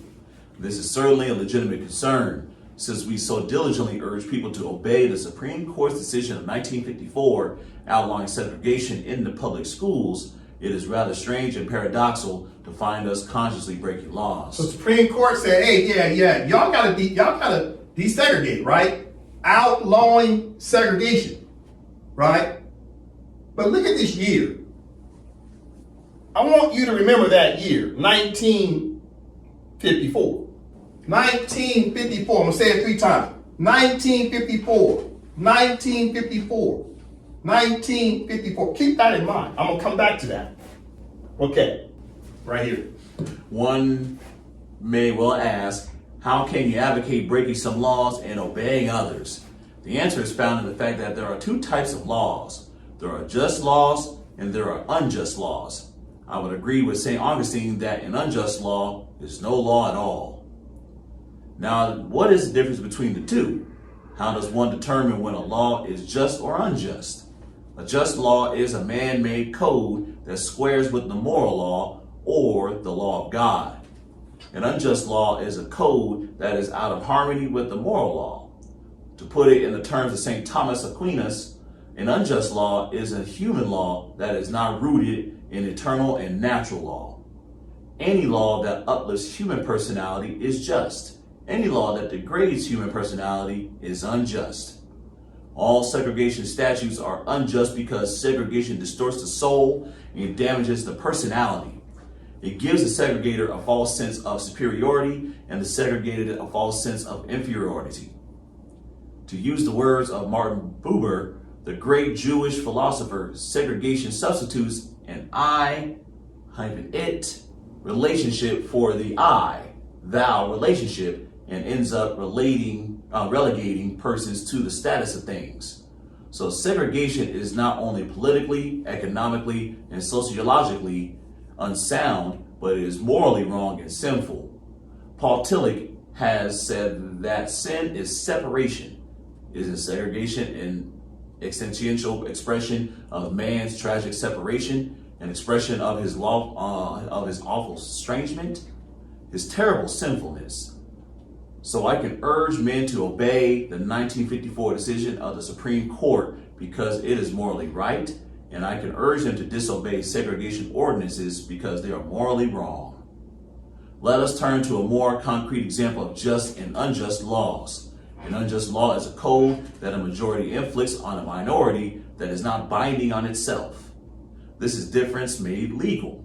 On the other hand, a just law is a code that a majority compels a minority to follow and that it is willing to follow itself. This is sameness made legal. Let me give another explanation. An unjust law is a code inflicted upon a minority which that minority had no part in enacting or creating because it did not have the unhampered right to vote. Who can say that the legislator of Alabama, which set up the segregation laws, was democratically elected? Throughout the state of Alabama, all types of convening methods are used to prevent Negroes from becoming registered voters, and there are some counties without a single Negro registered to vote, despite the fact that the Negroes constitute a majority of the population. Can any law set up in such a state can be considered democratically structured? These are just a few examples of unjust and just laws. There are some instances when a law is just on its face and unjust in its application. For instance, I was arrested Friday on a charge of parading without a permit. Now, there is nothing wrong with an ordinance which requires a permit for a parade, but when the ordinance is used to preserve segregation and to deny citizens the First Amendment privilege of peacefully assembly and peaceful protest, then it becomes unjust. Of course, there is nothing new about this kind of civil disobedience, seen sublimely in the refusal of Shadrach, Meshach, and Abednego to obey the laws of Nebuchadnezzar because a higher moral law was involved. It was practiced superbly by the early Christians who were willing to face hungry lions and the excruciating pain of chopping blocks before submitting to certain unjust laws of the Roman Empire. To a degree, academic freedom is a reality because Socrates practiced civil disobedience. We can never forget that everything Hitler did in Germany was legal and everything the Hungarian freedom fighters did in Hungary was illegal. It was illegal to aid and comfort a Jew in Hitler's Germany. But I am sure that if I had lived in Germany during that time, I would have aided and comforted my Jewish brothers, even though it was illegal. If I lived in a communist country today where certain principles dear to the Christian faith are suppressed, I believe I would openly advocate disobeying these anti-religious laws. I must make two honest confessions to you, my Christian and Jewish brothers. First, I must confess that over the last few years, I have been gravely disappointed with the white moderate. I have almost reached the regrettable conclusion that the Negro's great stumbling block in the stride toward freedom is not the white citizens consular or the Ku Klux Klaner, but the white moderate who is more devoted to order than to injustice, who prefers a negative peace, which is the absence of tension, to a positive peace, which is the presence of justice, who constantly says, I agree with you in the goal you seek, but I can't agree with your methods of direct action, who paternalistically feels that he can set the timetable for another man's freedom, who lives by the myth of time, and who constantly advises the Negro to wait until a more convenient season. Pause. So he's talking time, right? See the pressure he's putting on. He said, what? Integration or decolonization? Which one is going to be and needs to take place now? We're not waiting no more. The rest of the world is decolonizing. This is Martin Luther King from Moor House, the house of the Moors. Give me liberty or give me death. That's what he's saying. Give us liberty of integration. Liberate these people and give them some decency. Or there's going to be decolonization of political independence, and that's going to create what? Hardships for everyone. No one wins in a war. No one. He's talking time. From here, Brother Ray. Who paternalistically feels that he can set the timetable for another man's freedom, who lives by the myth of time, and who constantly advises the Negro to wait until a more convenient season. Shallow understanding from people of good will is more frustrating than absolute misunderstanding from people of ill will. Lukewarm acceptance is much more bewildering than outright rejection. Pause. Here, lukewarm. What does lukewarm mean? He's giving them decisions. You can either go with what? Political independence, which is going to create decolonization, which is going to create probably a war. Or we can look at integration and try to create a moderate, lukewarm solution. He was trying to think like a moderate instead of being in a status of revolution. You see? In your statement, you asserted that our actions, even though peaceful, must be condemned because they precipitate violence. But can this assertion be logically made? Isn't this like condemning the robbed man because his possession of money precipitated the evil act of robbery? Isn't this like condemning Socrates because his unswerving commitment to truth and his philosophical delivings precipitated the misguided popular mind to make him drink the hemlock? Isn't this like condemning Jesus because his unique God consciousness and never ceasing devotion to his will precipitated the evil act of crucifixion? We must come to see, as federal courts have consistently affirmed, that it is immoral to urge an individual to withdraw his efforts to gain his basic constitutional rights because the quest precipitates violence. Society must protect the robbed and punish the robber. I'd also hope that the white moderate would reject the myth of time. I received a letter this morning from a white brother in Texas which said all Christians know that the colored people receive equal rights eventually, but it is possible that you are in too great of a religious hurry. It has taken Christianity almost 2,000 years to accomplish what it has. The teachings of Christ take time to come to earth. All that is said here grows out of a tragic misconception of time. It is a strangely irrational notion that there is something in the very flow of time that will inevitably cure all ills. Actually, time is neutral. It can be used either destructively or constructively. I am coming to feel that the people of ill will have used time much more effectively than the people of goodwill. We will have to repent in this generation, not merely for the vitriolic words and actions of the bad people, but for the appalling silence of the good people. We must come to see that human progress never rolls in on wheels of inevitability. It comes through the tireless efforts and persistent work of men willing to be co-workers with God, and without his hard work, time itself becomes an ally of the forces of social stagnation. You spoke of our activity in Birmingham as extreme. At first, I was rather disappointed that fellow clergymen would see my nonviolent efforts as those of an extremist. I started thinking about the fact that I stand in the middle of two opposing forces in the Negro community. Pause. Pay attention. He's getting ready. First he went in on the white clergy. Now he's ready to break it down and talk about the pushback he's getting from Negroes. Listen, right here. I started thinking about the fact that I stand in the middle of two opposing forces in the Negro community. One is a force of complacency made up of Negroes who, as a result of long years of oppression, have been so completely drained of self-respect and a sense of somebodyness that they have adjusted to segregation. Pause, read again. One is a force of complacency made up of Negroes who, as a result of long years of oppression, have been so completely drained of self-respect and a sense of somebodyness that they have adjusted to segregation. Continue. And on the other hand, of a few Negroes in the middle class who, because of a degree of academic and economic security, and because at points they profit by segregation, have unconsciously become insensitive to the problems of the masses. So right here he said, look, our people have accepted their condition and they're not willing to fight. Same time, you got people who know the truth, but they sold out because they make a little money now. They think they straight. They chasing the bag. They become the house Negro, right? Because they make a little money. Then you got the field Negro who just gave up, who ain't getting nothing.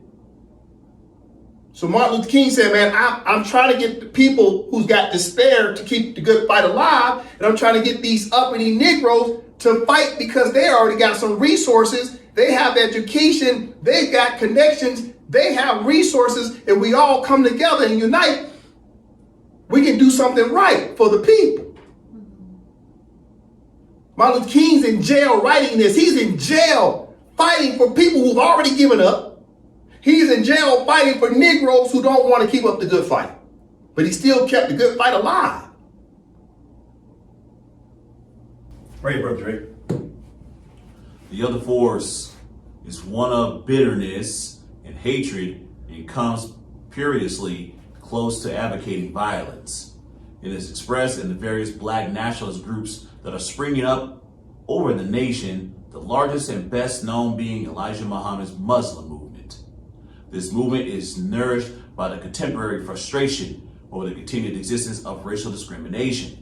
It is made up of people who have lost faith in America, who have absolutely repudiated Christianity, and who have concluded that the white man is an incurable devil.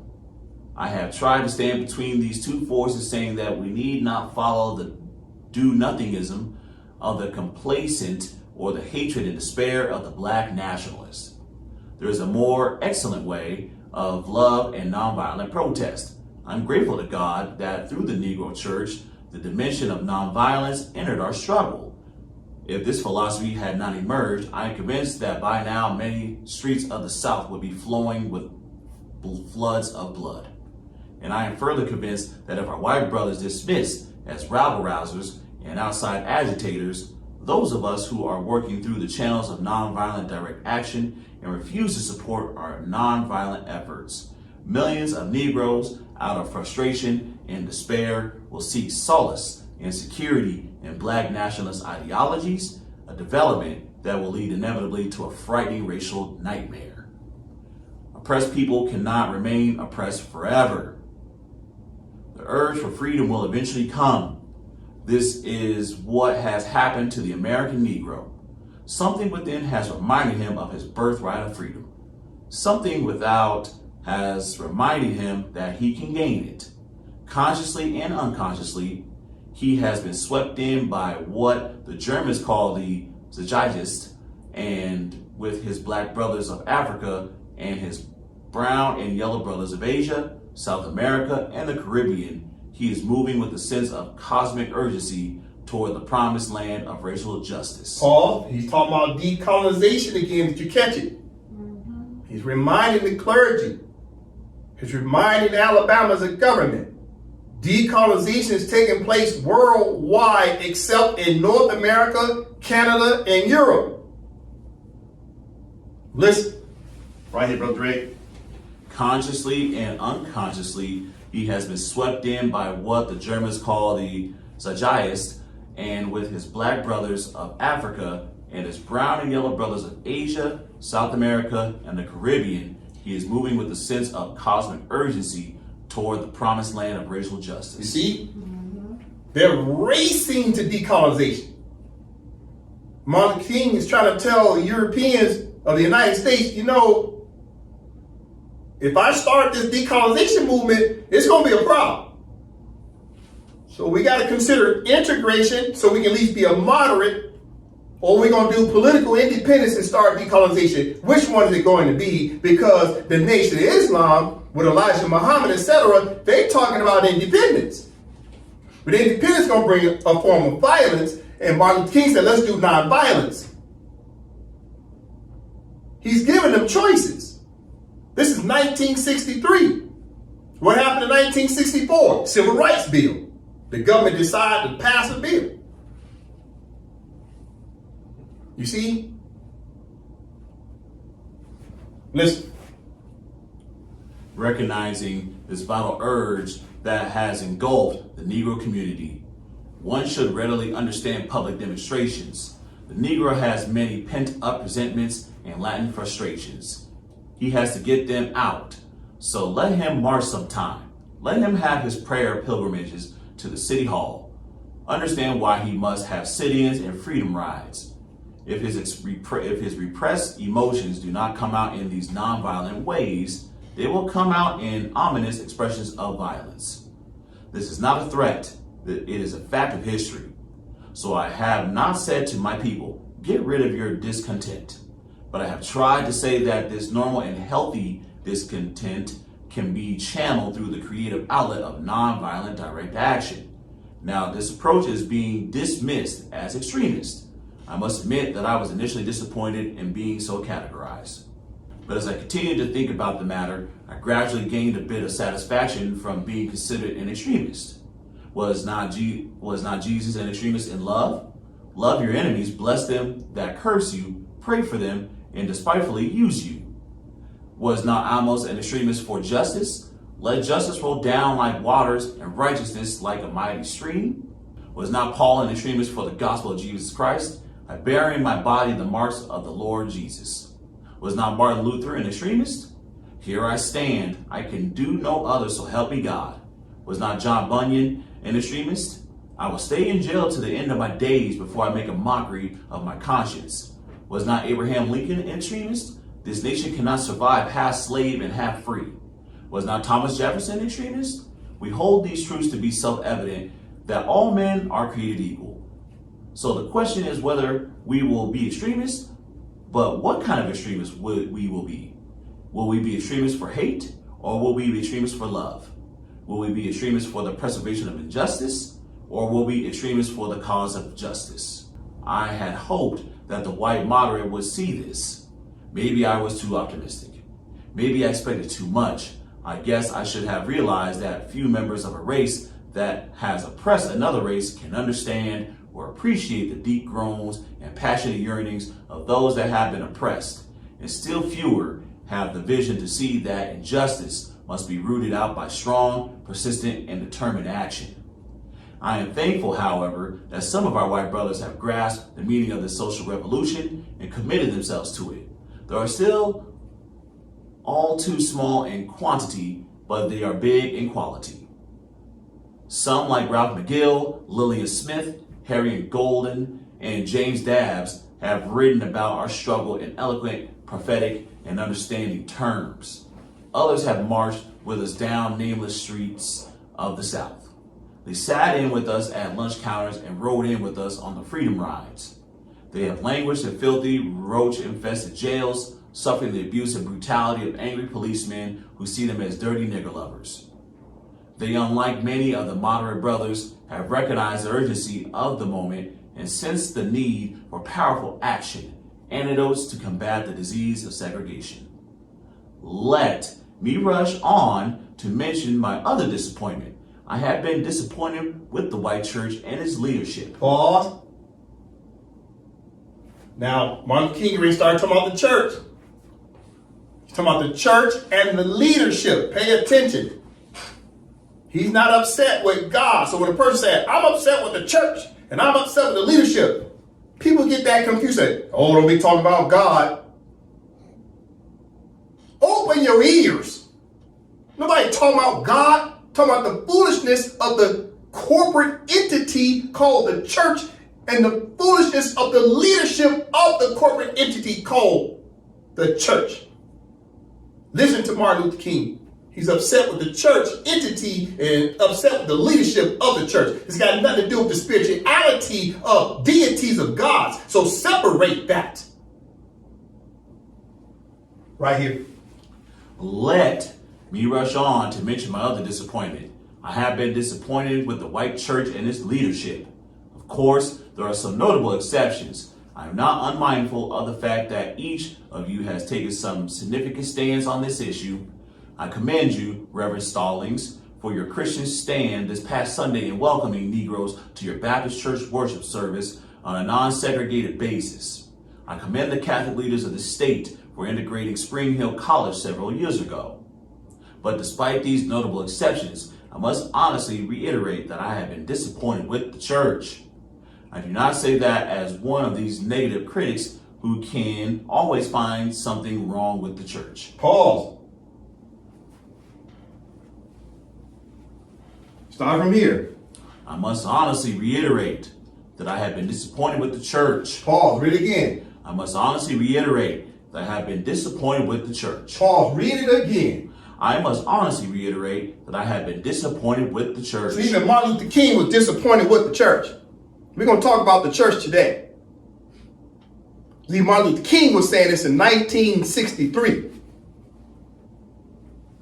People got to pay attention to what he was trying to say. I must honestly reiterate that I have been disappointed with the church. I do not say that as one of those negative critics who can always find something wrong with the church. I say that as a minister of the gospel who loves the church, who has nurtured it as blossom, who has been sustained by its spiritual blessings, and who will remain true to it as long as the cord of life shall lengthen. I had a strange feeling when I was suddenly catapulted into the leadership of the bus protest in Montgomery several years ago, that we would have the support of the white church. I felt that the white ministers, priests, and rabbis of the South would be some of our strongest allies. Instead, some few have been outright opponents, refusing to understand the freedom movement and misrepresenting its leaders. All too many others have been more cautious than courageous and have remained silent behind the anesthesia security of stained glass windows. In spite of my shattered dreams of the past, I came to Birmingham with the hope that the white religious leadership of this community would see the justice of our cause and with deep moral concern serve as the channel through which our just grievances could get to the power structure. I had hoped that each of you would understand, but again, I have been disappointed. So why was he disappointed? Because he was hoping that the white clergy would assist him because they all say they brothers in faith. But see, now all of a sudden it becomes a political struggle because Martin Luther King's talking about political independence.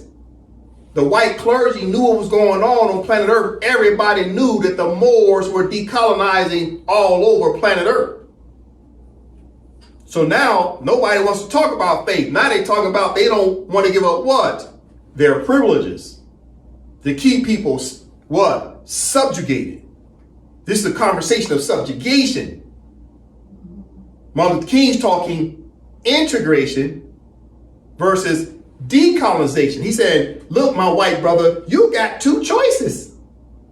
Integration now or decolonization of political independence movements, nationalist movements that's going on around planet Earth. So his brothers in the gospel didn't want to hear what Martin Luther King had to say. Why? Because it's going to take away their privileges. You see, when it comes to a power struggle, people really don't want to share power. They really don't. Now, if they can get away with it, but of course, decolonization is happening all over planet Earth. You can't hold on. You cannot continue to oppress a people, especially when the people know there's something deep rooted inside them says, something ain't right about this. We're going to make a correction, and we're going to correct it now. One way or another. Either with the rule of law or the rule of the wild, wild west. Pick one, but it's going to happen. You see? So Martin Luther King thinks like a moderate. But the rest of the world was getting into political independence of the Moors. Let's continue. I have heard numerous religious leaders of the South call upon their worshipers to comply with the desegregation decision because it is a law. But I have longed to hear white ministers say, follow this decree because integration is morally right and the Negro is your brother. In the midst of blatant injustices inflicted upon the Negro, I have watched white churches stand on the sidelines and merely mouth pious irrelevancies and sanctimonious trivialities. In the midst of a mighty struggle to rid our nation of racial and economic injustice, I have heard so many ministers say those are social issues which the gospel has nothing to do with. And I have watched so many churches commit themselves to a completely otherworldly religion which made a strange distinction between bodies and souls, the sacred and the secular. There was a time when the church was very powerful. It was during that period that the early Christians rejoiced when they were deemed worthy to suffer for what they believed. In those days, the church was not merely a thermometer that recorded the ideas and principles of popular opinion. It was a thermostat that transformed the mores of society.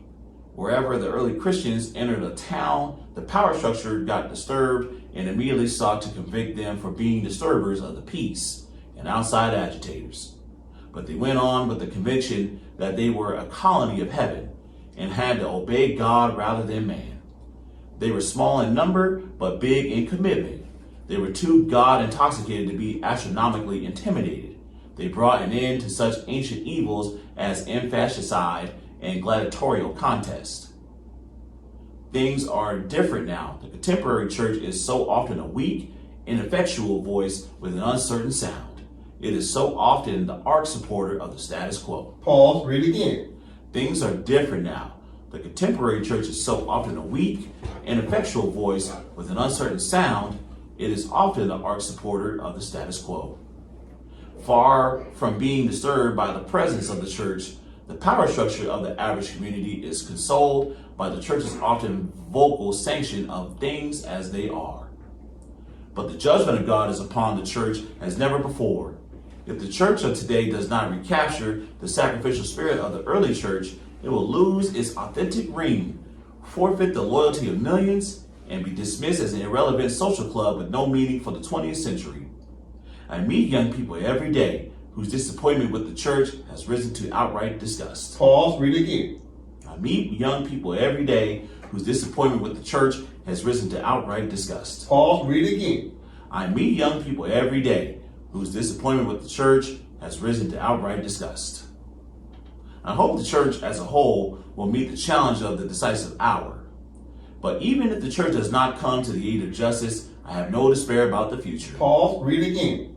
I hope the church as a whole will meet the challenge of this decisive hour. But even if the church does not come to the aid of justice, I have no despair about the future. I have no fear about the outcome of our struggle in Birmingham, even if our motives are presently misunderstood. We will reach the goal of freedom in Birmingham and all over the nation, because the goal of America is our freedom. Abused and scorned though we may be, our destiny is tied up with the destiny of America. Pause. Pay attention to what he's about to say next. Ooh, he's bringing the fire. He's going hard in the paint. He's letting them know, I'm tired of keeping secrets. It's time to tell the truth. It's time to decolonize. Or it's time to do what? Recognize integration to create some type of middle ground where people get some decency around here. He's tired of keeping a secret about Moor house. He's tired of keeping a secret about the house of the Moors. What's the house of the Moors? This land we're standing on. It's our house. Listen to what he's about to say now. Right here. Abused. Abused and scorned though we may be. Who's the may be? He's talking about the Negroes. Who the Negroes? The Moors. Start right here. Abused and scorned though we may be, our destiny is tied up with the destiny of America. Before the Pilgrims landed at Plymouth, we were here. Before the pen of Jefferson scratched across the pages of history the majestic word of the Declaration of Independence, we were here. Pause. Start right here.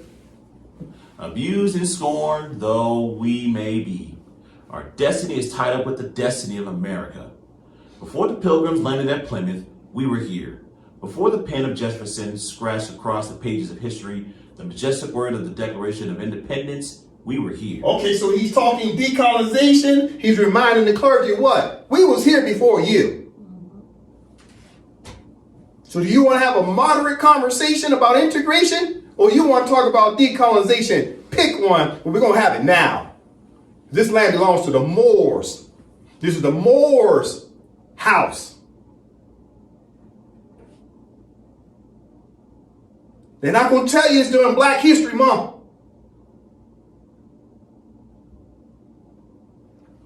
From the top. Abused and scorned though we may be, our destiny is tied up with the destiny of America. Before the Pilgrims landed at Plymouth, we were here.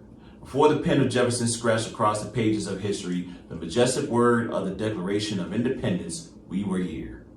For more than 2 centuries, and our foreparents labored here without wages. They made cotton king, and they built the homes of their masters in the midst of brutal injustice and shameful humiliation. And yet, out of a bottomless vitality, our people continued to thrive and develop. If the expressible cruelties of slavery could not stop us, the opposition we now face will surely fail. We will win our freedom because of the sacred heritage of our nation and the eternal will of God and are embodied in our echoing You demands. see what he said? He said, look, one way or another, it's going to happen. Decolonization is happening around planet Earth at jet-like speed. While I'm sitting here trying to say, can these black people have a cup of coffee in a restaurant with everyone else? He's letting everybody know in this letter, the Moors was here before the Europeans. The Moors was here before Jefferson. The Moors was here before George Washington. The Moors was here before Benjamin Franklin. The Moors was here before any of the 13 colonists. The Moors was already here. They didn't come on a slave ship.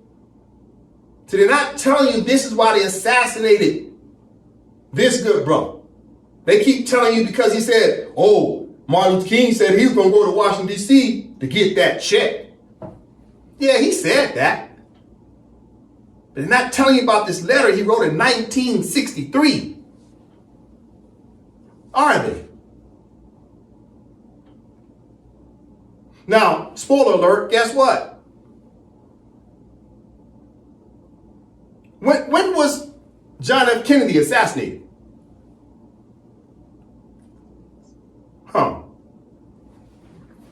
You look up the date and see how these dates align. I'm not even going to tell you. Go read.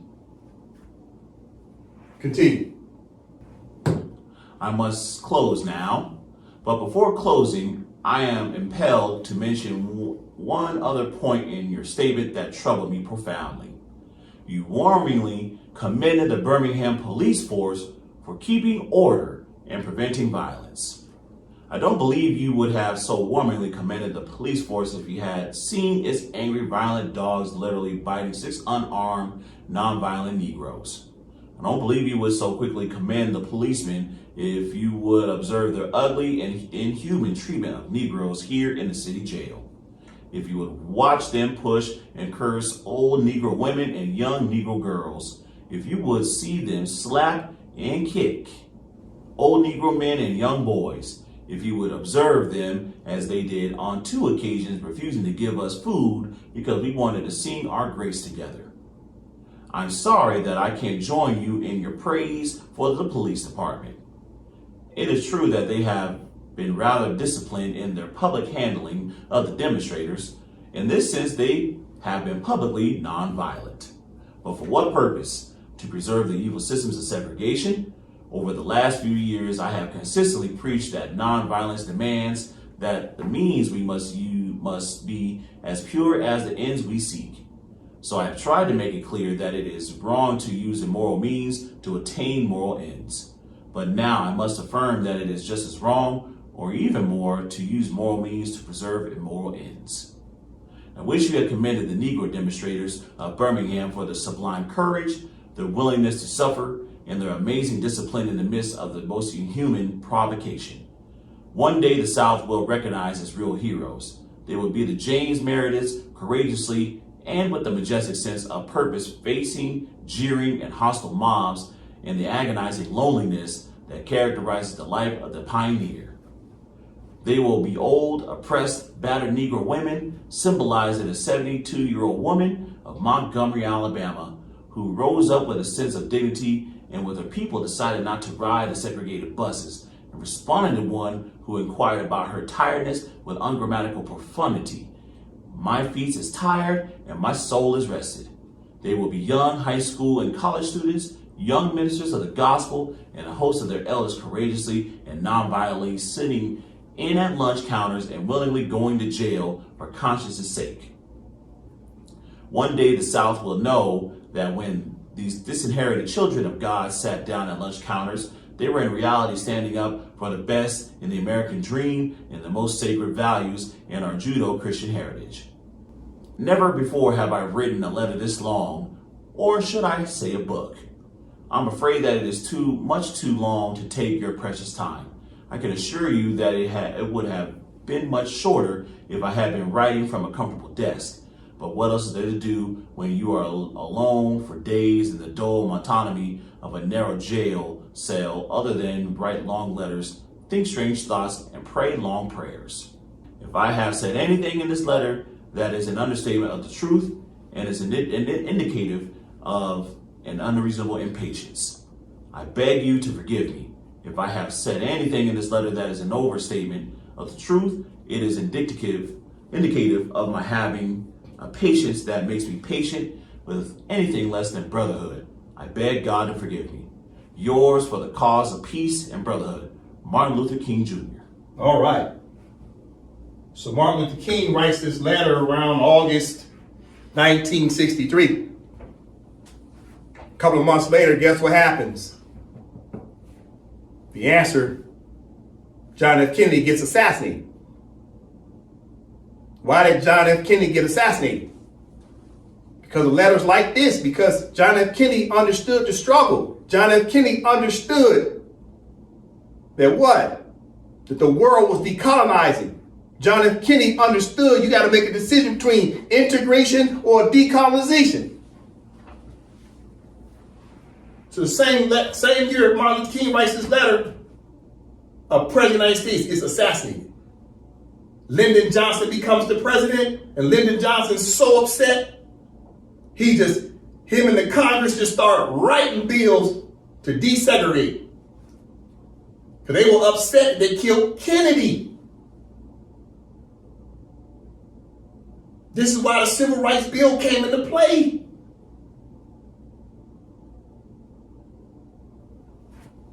Listen. Now remember I told you to keep in mind this date of 1954.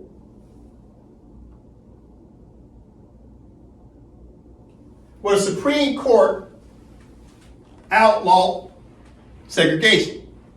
1954. Listen, what I have up here. Now, this is a lot of content. I'm going to try to go through it very quickly. So you got to pay attention because I'm going to move fast. Up here is scenario 1, 2, 3, and 4. This is about scenario 1, those who suffer from cognitive dissonance because you're dealing with the church, the 501c3. When did the 501c3 start? Around 1913. Then it was revamped in 1954. Okay? Pay attention. I'm going to break this down quickly.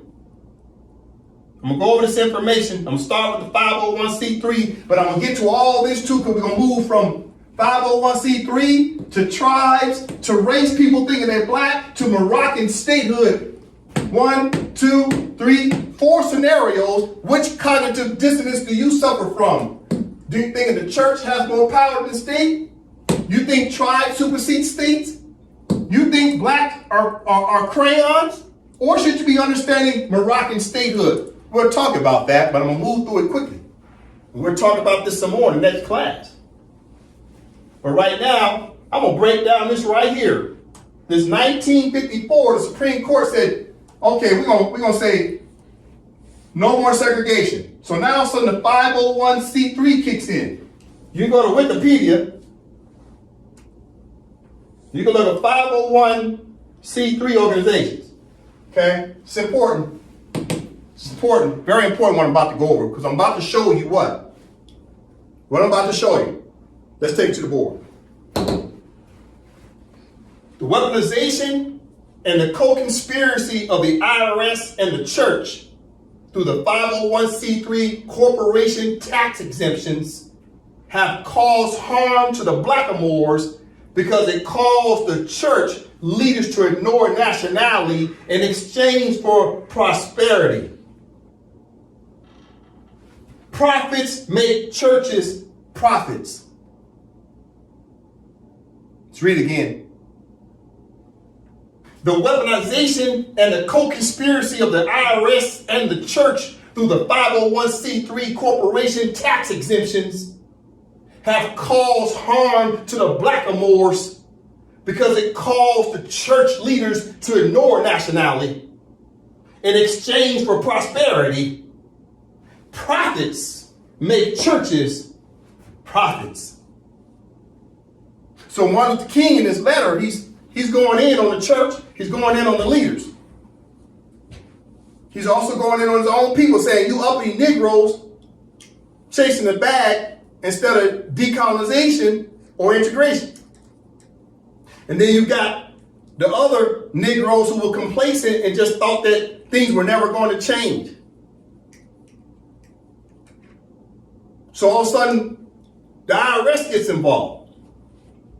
The IRS says, let's give these church leaders what? Tax exemptions.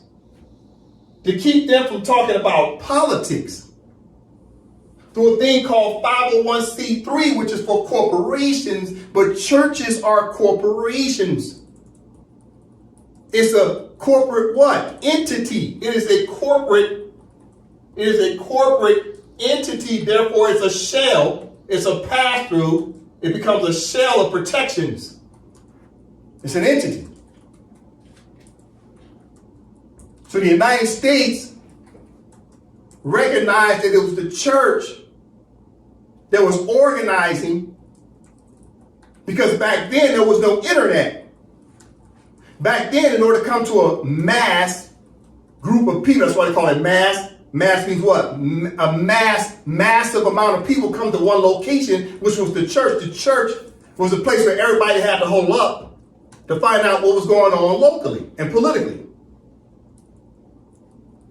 So the IRS and the government got involved and said, well, the reason why these people are organized is because they're starting up the church and then they move from the church into the street.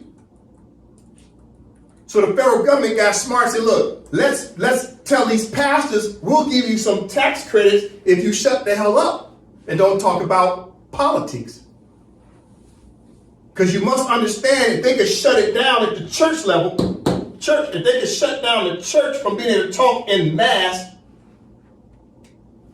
because all politics starts at the kitchen counter. All politics starts at your house. And from the house, it will go to the church and you will gather and talk about the politics of the problems. And once you got problems, you talk about the church, guess where that ends up next? In the hands of the lobbyists. The lobbyists would take that to the Congress who writes bills based upon the problems of the people. So once the lobbyists would tell someone to write a bill regarding the politics question, that bill now turns into what? A law. Because the bill is then ratified into law by the Congress. So what the United States capitalists did to keep the Moors from decolonizing, they said, well, how can we shut down the movement? They said, well, give these pastors a tax exemption where they can keep all their money and pay no taxes. But the trade-off is they're not allowed to talk politics. Therefore, if they can't talk politics, and you ain't talking, that means no one's writing nothing in the bill. If you ain't writing nothing in the bill, that means that bill will never be passed into law. Therefore, there'll be no laws because you was not allowed to talk about it in the first place, because the pastor don't want to talk politics no more because he's keeping all his revenue tax-free. This is how they shut down the church. Therefore, the church became what? Co-conspirators. Because the pastors and the reverends and the ministers and the priests took the payoff to get into partnership with the IRS to use what? The 501c3 tax code, where they got a chance to keep all the money tax-free. And they immediately became a part of the conspiracy to shut down the decolonization movement, to shut down the nationalist movement. Churches were not allowed to talk politics. Or else what? The IRS would come in and do an audit and then say, you know what, you violated this tax code because you talk politics. Now we're going to go back 7 years and say you violated, so we want all that tax-free money you got. Yeah, we want about 25% of that back. You see what's happening? They bribed. The IRS is used to weaponize, to give tax credits, to give exemptions to the church leaders. It's bribery. It's coercion. And the church leaders accepted this. It silenced their voices because the church had a right to freedom of speech. And the church leaders gave up the right of freedom of speech through the 501c3. They shut the church mouth. separation of church and state. It's a bribery. See, the government didn't give the pastors money directly, but the government told them, keep the taxes in your pocket. Don't pay us now. Just be quiet. Don't tell these blacks that they're Moors. And the pastors took it hook, line, and sinker. Next thing you know, the pastors are riding the most expensive Cadillac in town. Next thing you know, they got the biggest house in town. Next thing you know, they got the biggest church in town. Next thing you know, they got the biggest jet in town.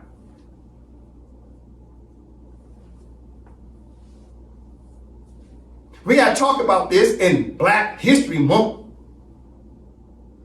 Because they're not going to tell you this nowhere else. Now I'm going to go through this fast. Listen, 501c3, guess what they did to the churches? Watch this. Watch this. You can find this is just basic information, but our people don't read because you don't like law. I'm reading law. No, from the top. Limitations on political activity. 501c3 organizations are prohibited from supporting political candidates as a result of the Johnson Amendment enacted in 1954. Section 501c3 organizations are subject to limits on lobbying, having a choice between two sets of rules establishing an upper bound for their lobbying activities. Section 501c3 organizations risk loss of their tax exempt status if these rules are violated. Pause, read again. Limitations on political activity. Section 501c3 organizations are prohibited from supporting political candidates as a result of the Johnson Amendment enacted in 1954. Section 501c3 organizations are subject to limits on lobbying, having a choice between two sets of rules establishing an upper bound for their lobbying activities. Section 501c3 organizations risk loss of their tax exempt status if these rules are violated. An organization that loses its 501c3 status due to being engaged in political activities cannot subsequently qualify for 501c3 status. As a result, it is common for 501c3 organizations to have affiliated nonprofits that are classified as 501c4 organizations, allowing the affiliate to engage in political activity without threatening 501c3 status. So the United States created a 501c3 to silence the church. Because back then there was no internet. Everybody had to go to the church to get the local news. They would have these verbal town halls in the church. See, the 21st century now is the internet. Nobody got to go to church in mass to learn anything because you can sit in the comfort of your home from the couch and watch the internet and watch everything you need to know. But back then, the church had all the power because that's where everybody gathered. You see? So they gave the pastors an incentive to shut the hell up. 1954. What happened in 1954? The Supreme Court ruled in favor of what? Desegregation. Why did the Supreme Court do that? Because the Supreme Court knew the world was decolonizing. So the Supreme Court justice said, man, let's do integration instead of decolonization. This is a political question that was presented to them in the form of law. So in the same time the Supreme Court rules in favor of integration, here comes the IRS. Yeah, let's give these pastors an incentive to shut the hell up and don't talk about politics because decolonization was happening, what? At jet light speed. Isn't that what Martin Luther King said? Jet light speed. You see what's happening? You see how quickly they're making these decisions? So the 501c3 is a threat. It said, look, it can be a benefit or we can threaten you with it and take it away from you. You can lose it. But if you lose it, you're not going to just lose it. We also going to do an audit. And when we do an audit, we're going to go back 7 years and say, yeah, you know, you really didn't qualify for this program. So now we're going to go back 7 years and say, you owe us a lot of money. You see what's happening? It's basically bribery. So the church became co-conspirators because they signed the contract. As soon as the church used the 501c3, you just tied yourself into a co-conspiracy to zip your own lip. You just lost your own freedom of what? Speech. Listen, churches. Oh, isn't that interesting? So limitation of political activity, and the next thing they talk about church. Let's talk about the church. No. Churches must meet specific requirements to obtain and maintain tax exempt status. These are outlined in IRS publication 1828, Tax Guide for Churches and Religious Organizations. This guide outlines activities allowed and not allowed by churches under the 501c3 designation.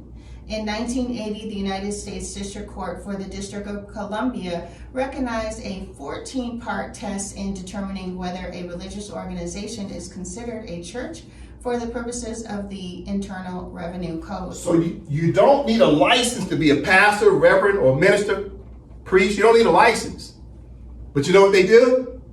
They say, well, if you want to qualify for this 501c3, mean you got to shut the hell up and don't talk about decolonization in these Moors of Moor house, which is the house of the Moors, which is called the land.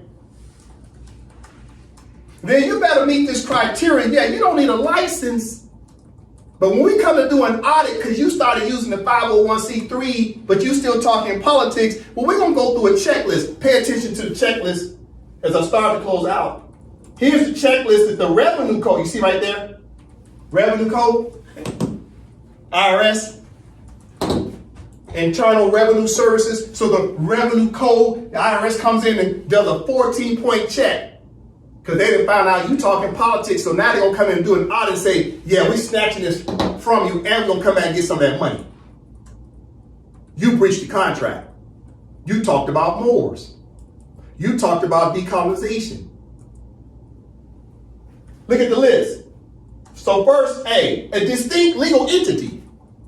So a church is a distinct legal entity. It's a corporation. Have to have a name, such as Moorish Science Temple of America. Number 2, recognized creed and a form of worship. So you got to have a creed. Oh, we're Muslims. That's a creed. So you got to claim some religion to keep this 14 points. So you can get some what? Tax exemptions. Because this whole thing is about money. We sell it out for 25 cents on a dollar when we're owed the whole dollar because the United States of America owes the Moors taxes.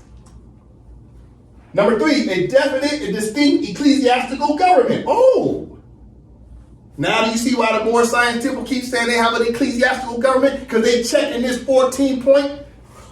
See right here? It's got to be a 14-part test. See the test?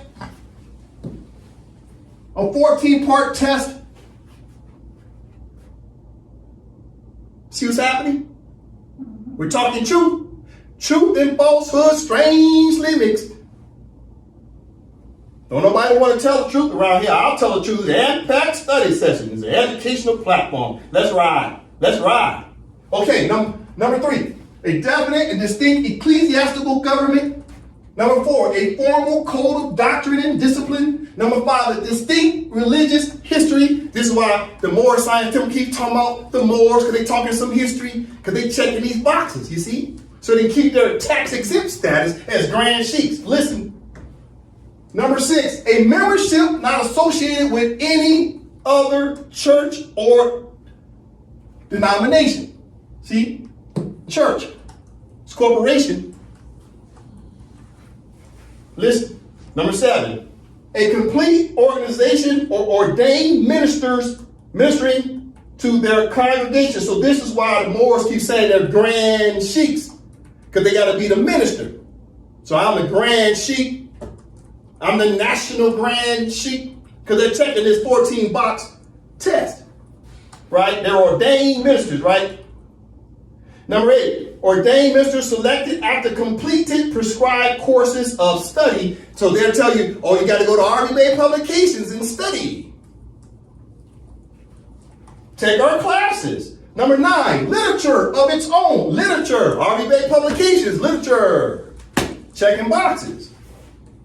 Established place of worship. You see, so they got to have a building, established place of worship. That way you can pay property taxes on that building because a church is not but a commercial infrastructure. Paying property taxes. Regular congregations you got to have now. You got to meet regularly. Number 12, regular religious services. Moor Science Temple, meet every Friday. Religious services. Sunday schools for the religious instruction of the young. Isn't the 101s for the youth? Checking boxes. Oh, the 14-point test. Number 14, schools for preparation of his ministry. So they keep teaching each other about the Moor Science Temple. It's a ministry. But then they throw in this word politics. Because they fly the flag. Now, this isn't just only the Moor Science Temple doing this. All the churches got to check these same 14 boxes to keep what? Their tax exemption. And as soon as they file this under 501c3, they get to keep all that donation money that you sent them. Can y'all send me $20? Can you send me $120? Oh, today's my birthday. Can you send me $80 because I'm turning 80 years old? I just heard a grand sheik and the sheikesses say this a couple weeks ago. Can y'all please send $80 because such and such is turning 80? Donations. Everybody's keeping this money tax-free because they claiming 501c3 tax exemptions. You see? That makes you a co-conspirator with the IRS to subjugate our people because you're not telling them Moroccans. You're not telling them about decolonization. Martin Luther King was talking about decolonization in 1963. We're in the year 2026 and these pastors, ministers, reverends, and priests still ain't talking about decolonization. And if they talk about the Moors, they say what? Moorish Americans. Because you say the word American, you ain't talking decolonization, are you? Because you got to go from being American to what? Moroccan. These are two distinct nationalities, American and Moroccan. You see? This last paragraph, as I close out, Nova. Having an established congregation served by an organized ministry is of central importance. Points 4, 6, 8, 11, 12, and 13 are also especially important. Nevertheless, the 14 points list is a guideline. It is not intended to be all-encompassing, and other facts and circumstances may be relevant factors. You see? Now, before I close out, we're going back to the image of Timothy Drew Ali, El Haj Malik Shabazz, Martin Luther King, and John Henry Clark. Noah Drew Ali tried to tell you Moroccan. Did you listen? No. El Haj Malik Shabazz told you do what? Put your religion in the closet and we need to get to what? Political activism. Malcolm X, i.e. El Haj Malik Shabazz, was hanging out at the United Nations trying to do what? Decolonize. But anybody following his footsteps after 1965? No. Martin Luther King was talking decolonization in 1963. Did anybody follow in his footsteps to do decolonization? No. John Henry Clark said, man, what you talking about religion? No, it's about spirituality. If you want to talk to God, but don't talk to me about no church. Before there was a church, there was the Moors. And the Moors had spirituality. John Henry Clark told you, look, if it ain't done you no good by now, get rid of it. Those are his words. Every last one of them was trying to tell you something. Nobody's listening to our scholars. Everybody keeps stuck on what? As I start to close out. Everybody's stuck on what? Everybody's stuck on cognitive dissonance. You don't understand it from the top. The weaponization and the co-conspiracy of the IRS and the church through the 501c3 corporation tax exemptions have caused harm to the blackamoors because it caused the church leaders to ignore nationality in exchange for prosperity. Profits, P-R-O-P-H-E-T-S, makes churches profits, P-R-O-F-I-T-S, through tax exemptions. So what do we learn today? So when I tell you, in next class we'll learn about this. When I try to tell you what is our problem, and I said, Moors keep playing church games, tribal games, and race games. We got to start studying the statehood game, because what finally gave blacks some rights? It was civil rights. And who gave the civil rights? The state, not the church. The power is in the hands of the state. It's not in the hands of the church, and the church is sold out because the church is an entity with leaders who just want tax exemptions. It's not that I'm against religion. I'm against what the corporation is doing to us. It's a pass-through for pastors. The church is for revenue, for reverence, to keep us in a status of cognitive dissonance because profits make churches profits. I end with that. Islam. Islam.